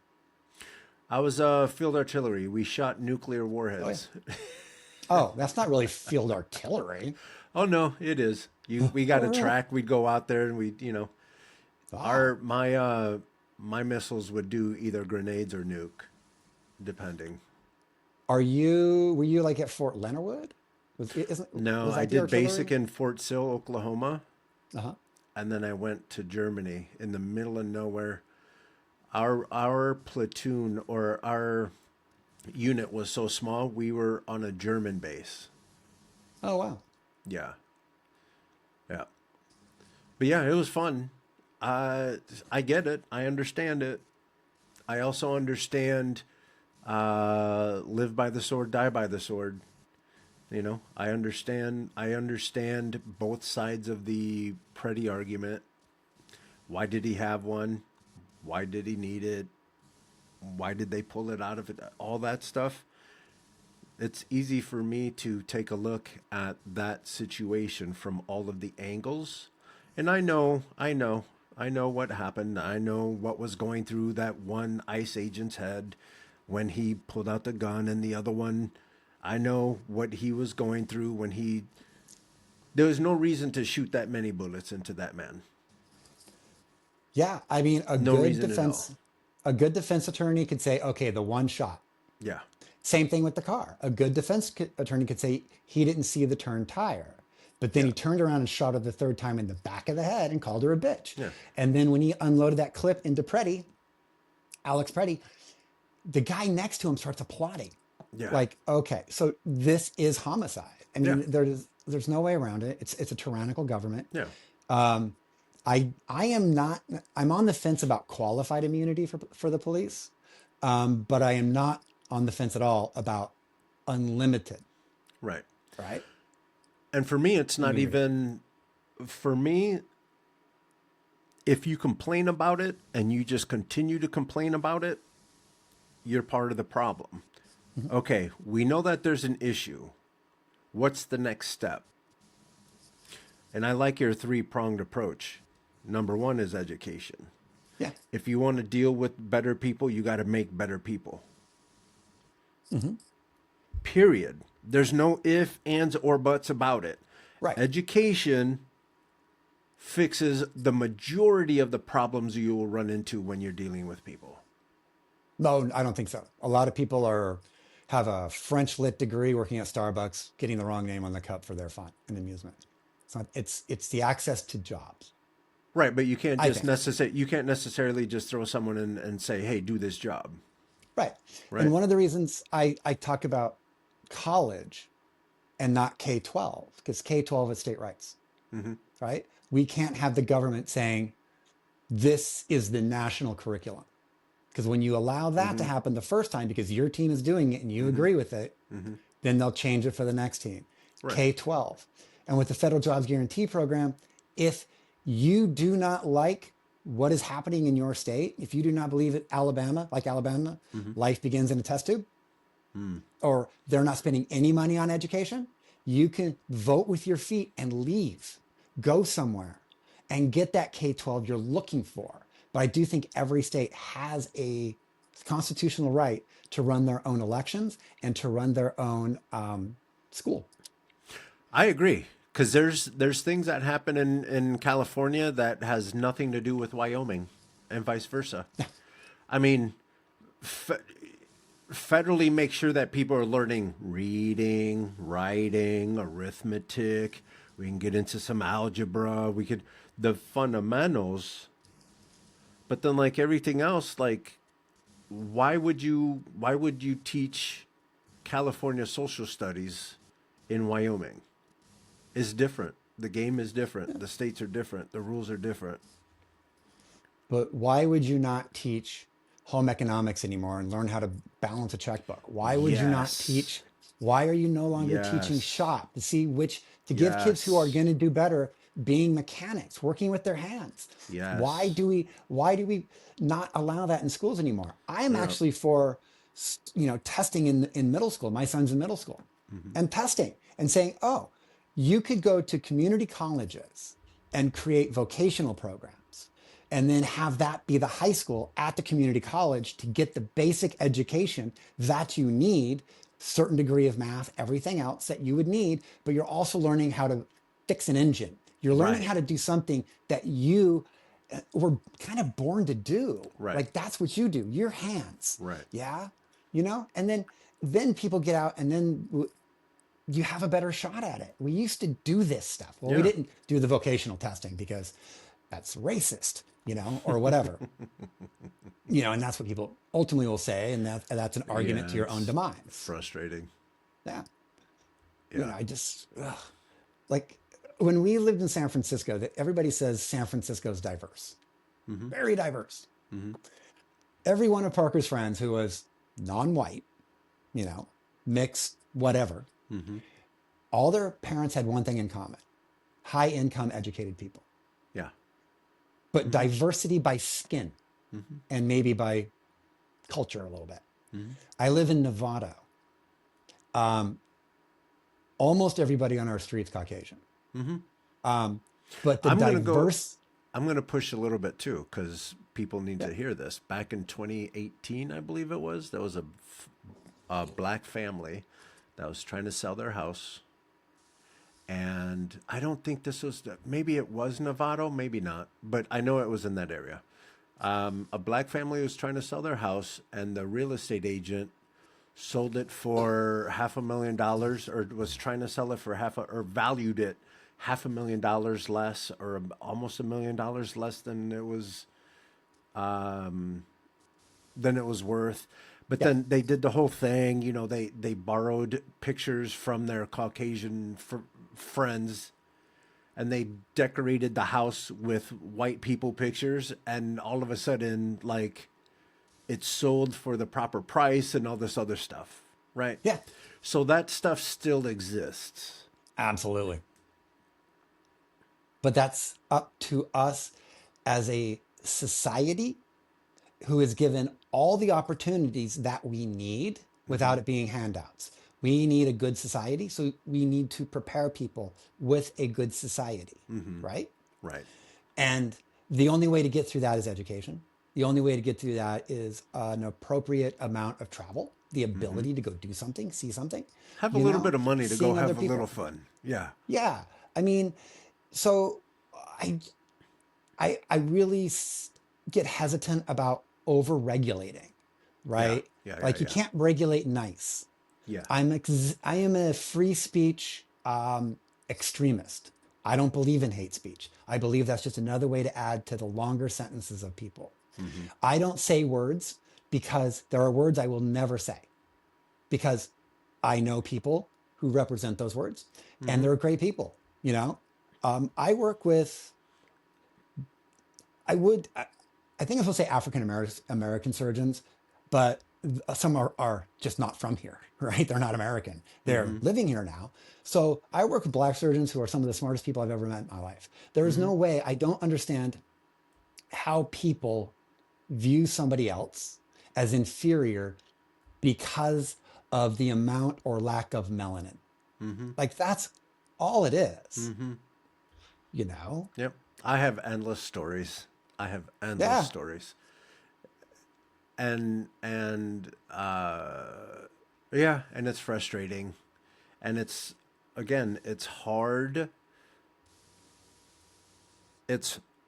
hard for me to ask my community to tap into the society who has, through history, neglected them, taken Mhm. things away, abused them, called the police on them, talk shit, lied about. So I like that you're trying to convince people, not that people need a lot of convincing, but trying to remind them, go out there and meet people. Go out there and be cool. Yeah. It's only going to make you a better part of this society that we're trying to build. Yeah, absolutely. And just to end that one point I was making, when we moved to Nevada, Mm-hmm. it's almost all white in our neighborhood. It's ideologically scattered. Mm-hmm. And that is good. And I want my son to see that, Yeah. because he's having problems with ICE, all the images he's seeing and understanding Sure. it. And we have people who live around here who think they're doing the right thing. And he gets to grow up around these people. He has kids in his school where they think ICE is doing good. Trump is a good president. He is bringing back the American traditions. I mean, yeah, it's just, I prefer ideological diversity in all of my friends Same. than I do. I don't care about if we look different. Like it just Right. doesn't matter. I want to know how you think. So Right. then we can challenge ourselves in conversation. And Yeah. then we can weed out the bullshit that's in all of our heads. Yeah. Because when you talk to the other side, when you talk to people openly, whether they agree with you or they don't agree with you, and you have fun, you end up kind of having fun talking to people Right. and go out and do something, you Right. know? Yeah, that's how I see it. And I know for a fact that I look at your face and I know for a fact that your experience has been completely different than mine. And I want to hear about it. I'm also the son of a cop and a nurse.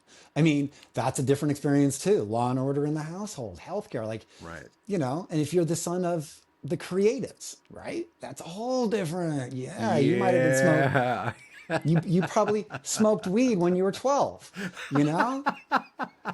Because when I was a kid, a freshman in high school, Yeah. or actually I was in middle school, right? The seventh grade, I wanted to smoke weed. Yeah. And my friends were smoking weed. And back in that day with the Nevada Highway Patrol, you drove your car home. And everybody was like, your dad's a cop, dude. You're a narc.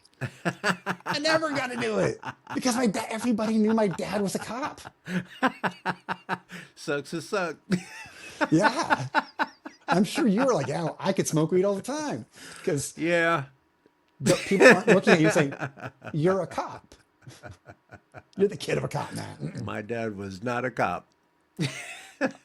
I'm not going to say anything. Oh, he's going to smell it on you and say, where were you? Probably smoking his. No, he was pretty straight laced. He was No, I one was of those talking kind about of, me smoking my dad's. oh, yeah. Yeah. Like I don't know why more drugs aren't legal. Yeah, at least leveraging them. Let's study them to see. Because here we are, we're finding out that psychedelics are helping Vietnam veterans, or veterans in general with PTSD. Psychedelics. Oh, look at that. How cool. I, I mean, I would think an easy way to look at the legalization of drugs and a way to also sell it to the religious community is if God made it and you don't have to adjust it, why can't we have it? If God made the earth and the earth is for us, so why can't we have mushrooms? Why can't we have weed or DMT? That's a harder one. Peyote. You know, I would even, and the other thing I really hate is morality taxing. Yeah. Weed out here is taxed at 23%. Unless you grow your own. Whoop, whoop. Soda, yeah. Soda's bad for you, so we're going to tax it. Who does that affect? Poor people. Yeah. Here, you can't afford anything because you have a job that doesn't pay you enough, but you're going to regulate what you can eat. The poor Yeah. are overly regulated, right? Yeah. You want to buy a gun in California, you got to pay taxes. Plus, you got to pay a fee to a lobbying group that is lobbying against you having a gun. You literally have to pay a fee against yourself. You have to pay extra taxes on bullets. Morality taxes never work, and they attack everybody. Except It's maybe not like one. cigarettes. So the thing about cigarettes that I still don't like a morality tax on cigarettes Yeah. because people who smoke have a hard life. This is something that, again, affects poor people at such a bigger rate that you're just creating more and more poverty. And the Yeah. more poverty you create, because when I used to smoke back in the day, and you know, I'm fine. It does have a secondhand smoke. I don't think you should be able to smoke in buildings Yeah. because what you're doing to other people, what you do 100%. to yourself, smoke outside. Because if you're 10 feet from the person, you smell it, but you're not getting a concentration Right. that is going to affect you, right? Same thing with weed. You shouldn't be able to smoke weed and drive, right? But you shouldn't tax weed because of a morality. I don't understand why people want to. Like, weed makes everything more chill and makes me want to like relax and be creative. Driving gets in the way of literally everything I want to be when I grow up. We have to leverage it because let me tell you, I'd like to assume my track record.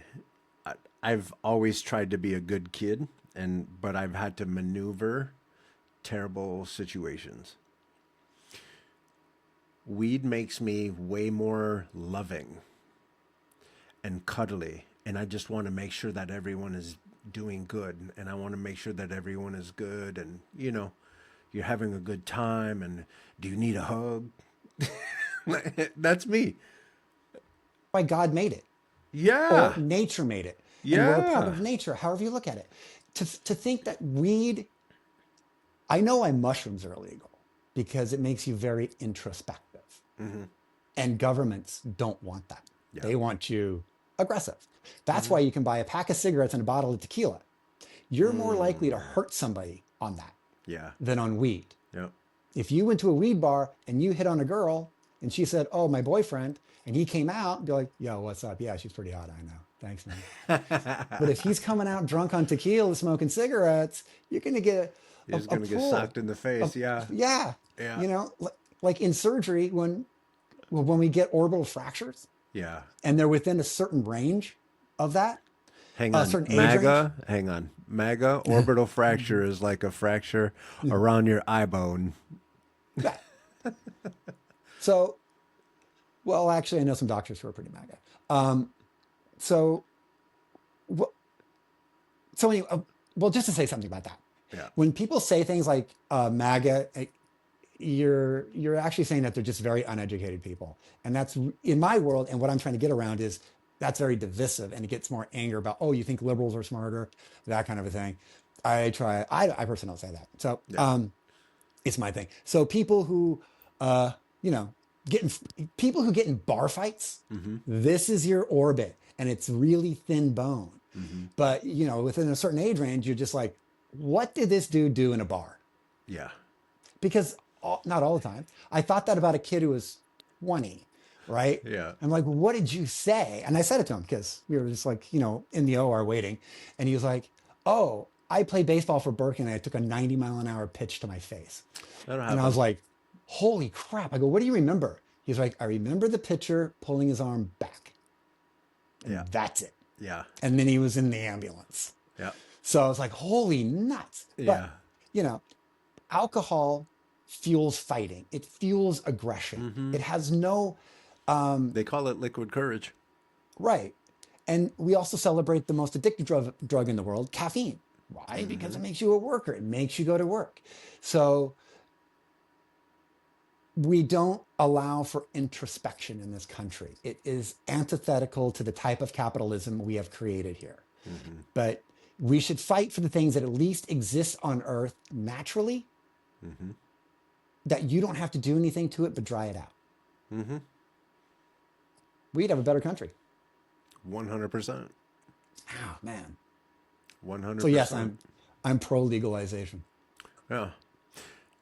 Yeah. And then tax it. So then we start addressing some of these financial things. Speaking of which, what's your stance on Citizens United? Worst thing in the world. Yeah. Oh, absolutely. Yeah. Yeah. It's I mean, terrible. there's no way around it. This Supreme Court, since Roberts took it over, he was, he was just a business lawyer that Yeah. was obscure, and Bush plucked him out, and every decision that has been made in there. The Supreme Court is the only branch of government, and the president, that should be term limited. I think we should limit them to 18 years or 81. So Mm. every 18 years, we get a new Supreme Court. I think it should be retroactive. Mm. So we get rid of our Supreme Court. Yeah. We keep, Brown, and we keep Amy Coney Barrett, right? Mm-hmm. So they'd stay on, and they're ideologically opposed, And which I those are think the is two. good. Those are the two youngest. When it Yes, comes to yeah, when it comes to serving in the Supreme Court, these are the yes, two with the least yes, amount of years. yes, Yeah. and they're the youngest of age. So the right, Donald Trump put her in because she's young and she's radicalized, Biden put in Brown because she's young and she's radicalized. We don't need that in the Supreme Court. So and then we could get rid of Clarence Thomas, right? Oh, He is ugh. so corrupt. They're about to hear or decide a case about Monsanto, right? Bayer There you is go. suing because they got sued and they lost in the courts because of lymphoma. Monsanto knew the whole time in studies that it creates lymphoma. Bayer has the antidote, the medication, lifetime medication to maybe save you from lymphoma. How did that merger happen? Corruption. Yep. So Clarence Thomas was counsel for Monsanto before he was a chief justice. And he is refusing to recuse himself. So 18, if you're in there for 18 years, you're out. Every generation gets a new Supreme Court. The Constitution is meant to grow. It's meant to change. It's meant to be a living document because technologies change, people change, Right. priorities change with those technologies. Right. And so it's not meant to be rigid. Yeah. Think of this. When they first wrote that shit, we didn't even have proper dentures. No. We didn't have electricity. Things change. Absolutely. Morality's changed. Morality has changed. Right. Your morality will, change as life gets easier for you. And not just that, but the more you travel, the more you meet people, the more, you're not going to you're not going to be afraid of Cuban people. You're not going to be afraid of black people. You're not going to be afraid of white people. You're not going to be afraid of rich people. The more you're exposed to that. Absolutely. But if you only travel to white countries and you're white, like you only go to France and Germany and that kind of stuff. Yeah. But if you go to Puerto Rico, it's an American colony. And all of a sudden you're mad that Bad Bunny's going to be performing this weekend. I mean, for me, I was disappointed Bad Bunny was going to be performing because I don't really like Bad Bunny. It's just not my cup of tea for music. Yeah. I didn't like Rihanna either, but I love the 90s hip hop thing. That was awesome. Oh, that one was good. Yeah. Yeah. And I also like it when Tom Petty plays. I like Tom Petty. Yeah. Yep. I saw Tom Petty. He passed away a couple years ago, right? Yes. Heart attack. Yeah. In his kitchen. I watched him like 2 weeks, maybe 3 weeks before he passed away. Oh, that's just did get to see him. Yeah. Yeah. So and now TPUSA has this alternate halftime show. Just tragedy. With Get out of here. Kid Rock. It's just, Get out of here. It's meant to be divisive. That's all it is. Mm-hmm. And it's, even if you really don't want Bad Bunny for the reasons that it's going to be a Spanish singer and things like that, how many people are really going to click over? It's the Super Bowl, you know? And then a lot of liberals want to, I was hearing that a lot of the liberals want to boycott the Super Bowl, but watch the halftime show. Because see, that's where you start losing people. Yeah. You know what? Right there. If you like football, you're going to watch it. Yeah. If you and your friends like football, you're going to watch it. Yeah. I really don't care much about team sports. Yeah. Because I don't like the idea. I love playing sports. I love everybody playing sports. Mm-hmm. I don't like the idea of a billionaire walking in, building a stadium that's financed by bonds and the taxpayers because it's going to create jobs for them to pay minimum wage for $30 beers to watch millionaires get paid a king's ransom to play a child's game. Yeah. Like, I don't agree with that. The billionaire can build the stadium. Yeah. I don't care. 100%. And then they get if you're that smart and successful, you can figure it out. Well, they did. They're that smart that we pay for it. Why? Because Congress is full of lawyers. Full of lawyers. Yeah. Yeah. And that's why I'm excited that folks like you, normal people, are running for office. Yeah. Because we need it. We need it chock full of filmmakers. We need teachers. We need plumbers. Chicago City's, I mean, like Kevin Ryan was a lieutenant in the Marines turned inner city Chicago school teacher. Yeah. Kyle Wilson went to an Ivy League law school at Columbia, and he's a labor attorney in Santa Rosa, helping, low wage Normal people. workers. He's literally Yeah, helping people like me get money from the corporations that they refuse to pay us. right. But because Absolutely. we have but because we have lawyers that won't take a look at a case that's worth a certain amount. They will only look at cases that are worth a certain amount. So if you're at, like, my thing was right around $20,000. There's a corporation that owes me $20,000. But now I have to track him down. After winning all my court cases, now I have to track his dumb ass down. Yeah. I had a workers' comp case. I work in surgery, and there was a boom that was too low. And I hit my head because they moved it. So it was on my side, and I went like that. Got knocked out. This is during a surgery. I get Oh knocked boy. out. I'm on the ground. I wake up in recovery, full of sweat. They take me up to the big hospital, Moffitt Long, at UCSF, and I get an MRI. I have a ruptured disc in my neck, Oh. clear cut. It was a OSHA violation with how low the boom was. Clear cut, clear cut. It took me years to get a settlement. Years. Yeah, I mean, it's insane. And a lot of this would be covered by workers' comp, would be covered by Medicare for all. We wouldn't have need for workers' comp, Yeah. except to compensate you for lost wages if you're injured at your job, but not the medical part. That would be taken care of. Right. It cut, so, a lot of lawyers would lose their income. That's why it's still this way. Do you have any preconceived ideas as to what your daily life would be once you do make it into office? Kind of, Yeah. you know. Um, I have, yeah, I, I've read about it, Yeah. you know. Um, but in the book, Love Your Enemy, Mm-hmm. one thing he really talks about is every member of Congress that he knows on both sides of the aisle went there for the best reasons. Yeah. They wanted to help. They wanted to change. Not everybody. Mm-hmm. There's a lot of manipulative people out there. Oh Um, yeah. right. But the way the system works in there is like, hey, we love why you ran. This bill you want to pass down the road, we agree with that and we want to help you. But we want to help you get reelected because you're a good person. Yeah. But you need to help us on this. Huh. And then they give away that vote. Yeah. And then over time, and I've never had a $250 steak drinking a $500 bottle of wine. I just never had that. I'm a working class person.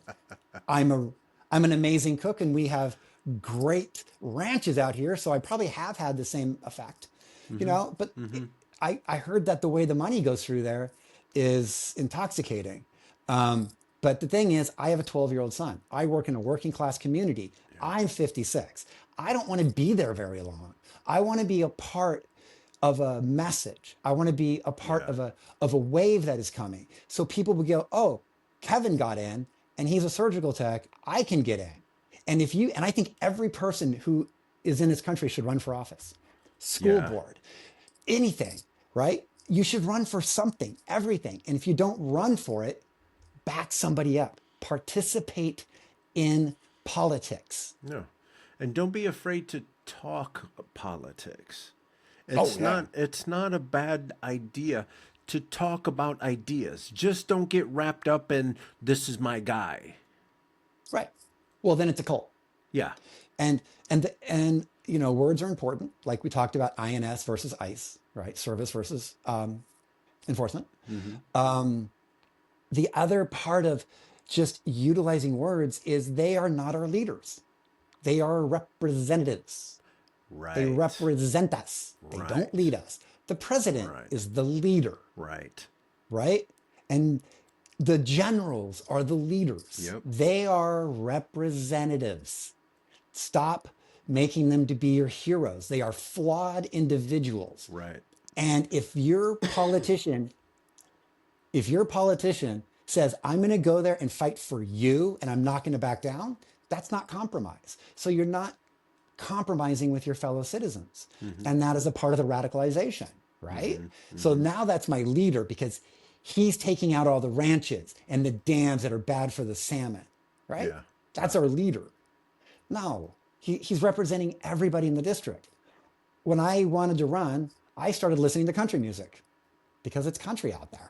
Now I Yeah, like country music. I didn't listen to it before, but now I do. I have. Um, like I that's love just kind of an country music. example. Yeah, I like Yeah, it now. You yeah, know, I like yeah, anything from Shabuzi, which they'll argue is not, but to Tyler somebody, man, he sings about Appalachia.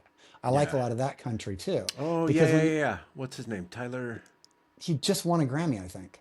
Yeah, yeah, yeah. But Yep. he, when you listen to that kind of country music, it's indistinguishable from 80s and 90s rap. The Oh, only difference, yeah, listen to the words, the message, yeah, right? It's indistinguishable. They're both fighting the cops. They're fighting it's like just law yeah. enforcement because they have bad jobs and they commit crimes, and you're just like, wait a minute. The only difference is urban versus rural. Mm-hmm.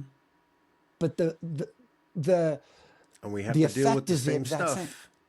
It's the exact same. Yeah, And that kind of compromise, that's compromise, right? You're like, wait a yeah, minute, we're all going through this. yeah, And it's the system.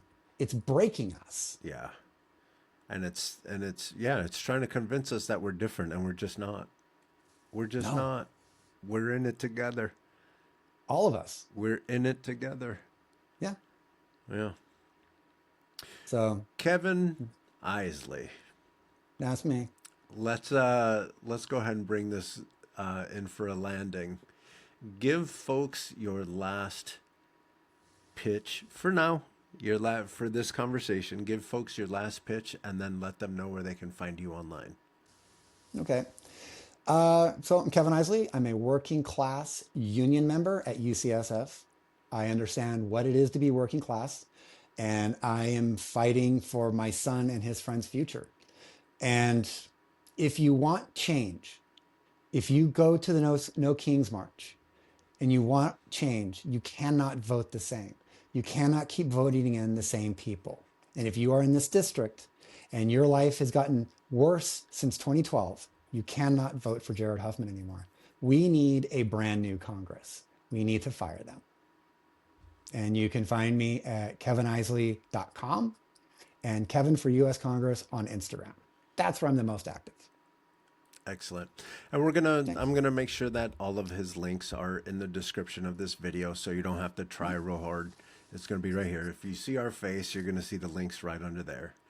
Kevin, thanks again so much for hanging out and coming to spread your message. Uh, I'm here for it. I'm here Great. for it. I can't I, wait. I love I love what you're doing. Grassroots candidates on your show. I think that's really important. Thank you. Yeah, I agree. I look at all of the multi-million dollar studios and advertising houses that help the people with all the money. Mhm. And so I made it through all of those advertising houses to get here to where I'm independent.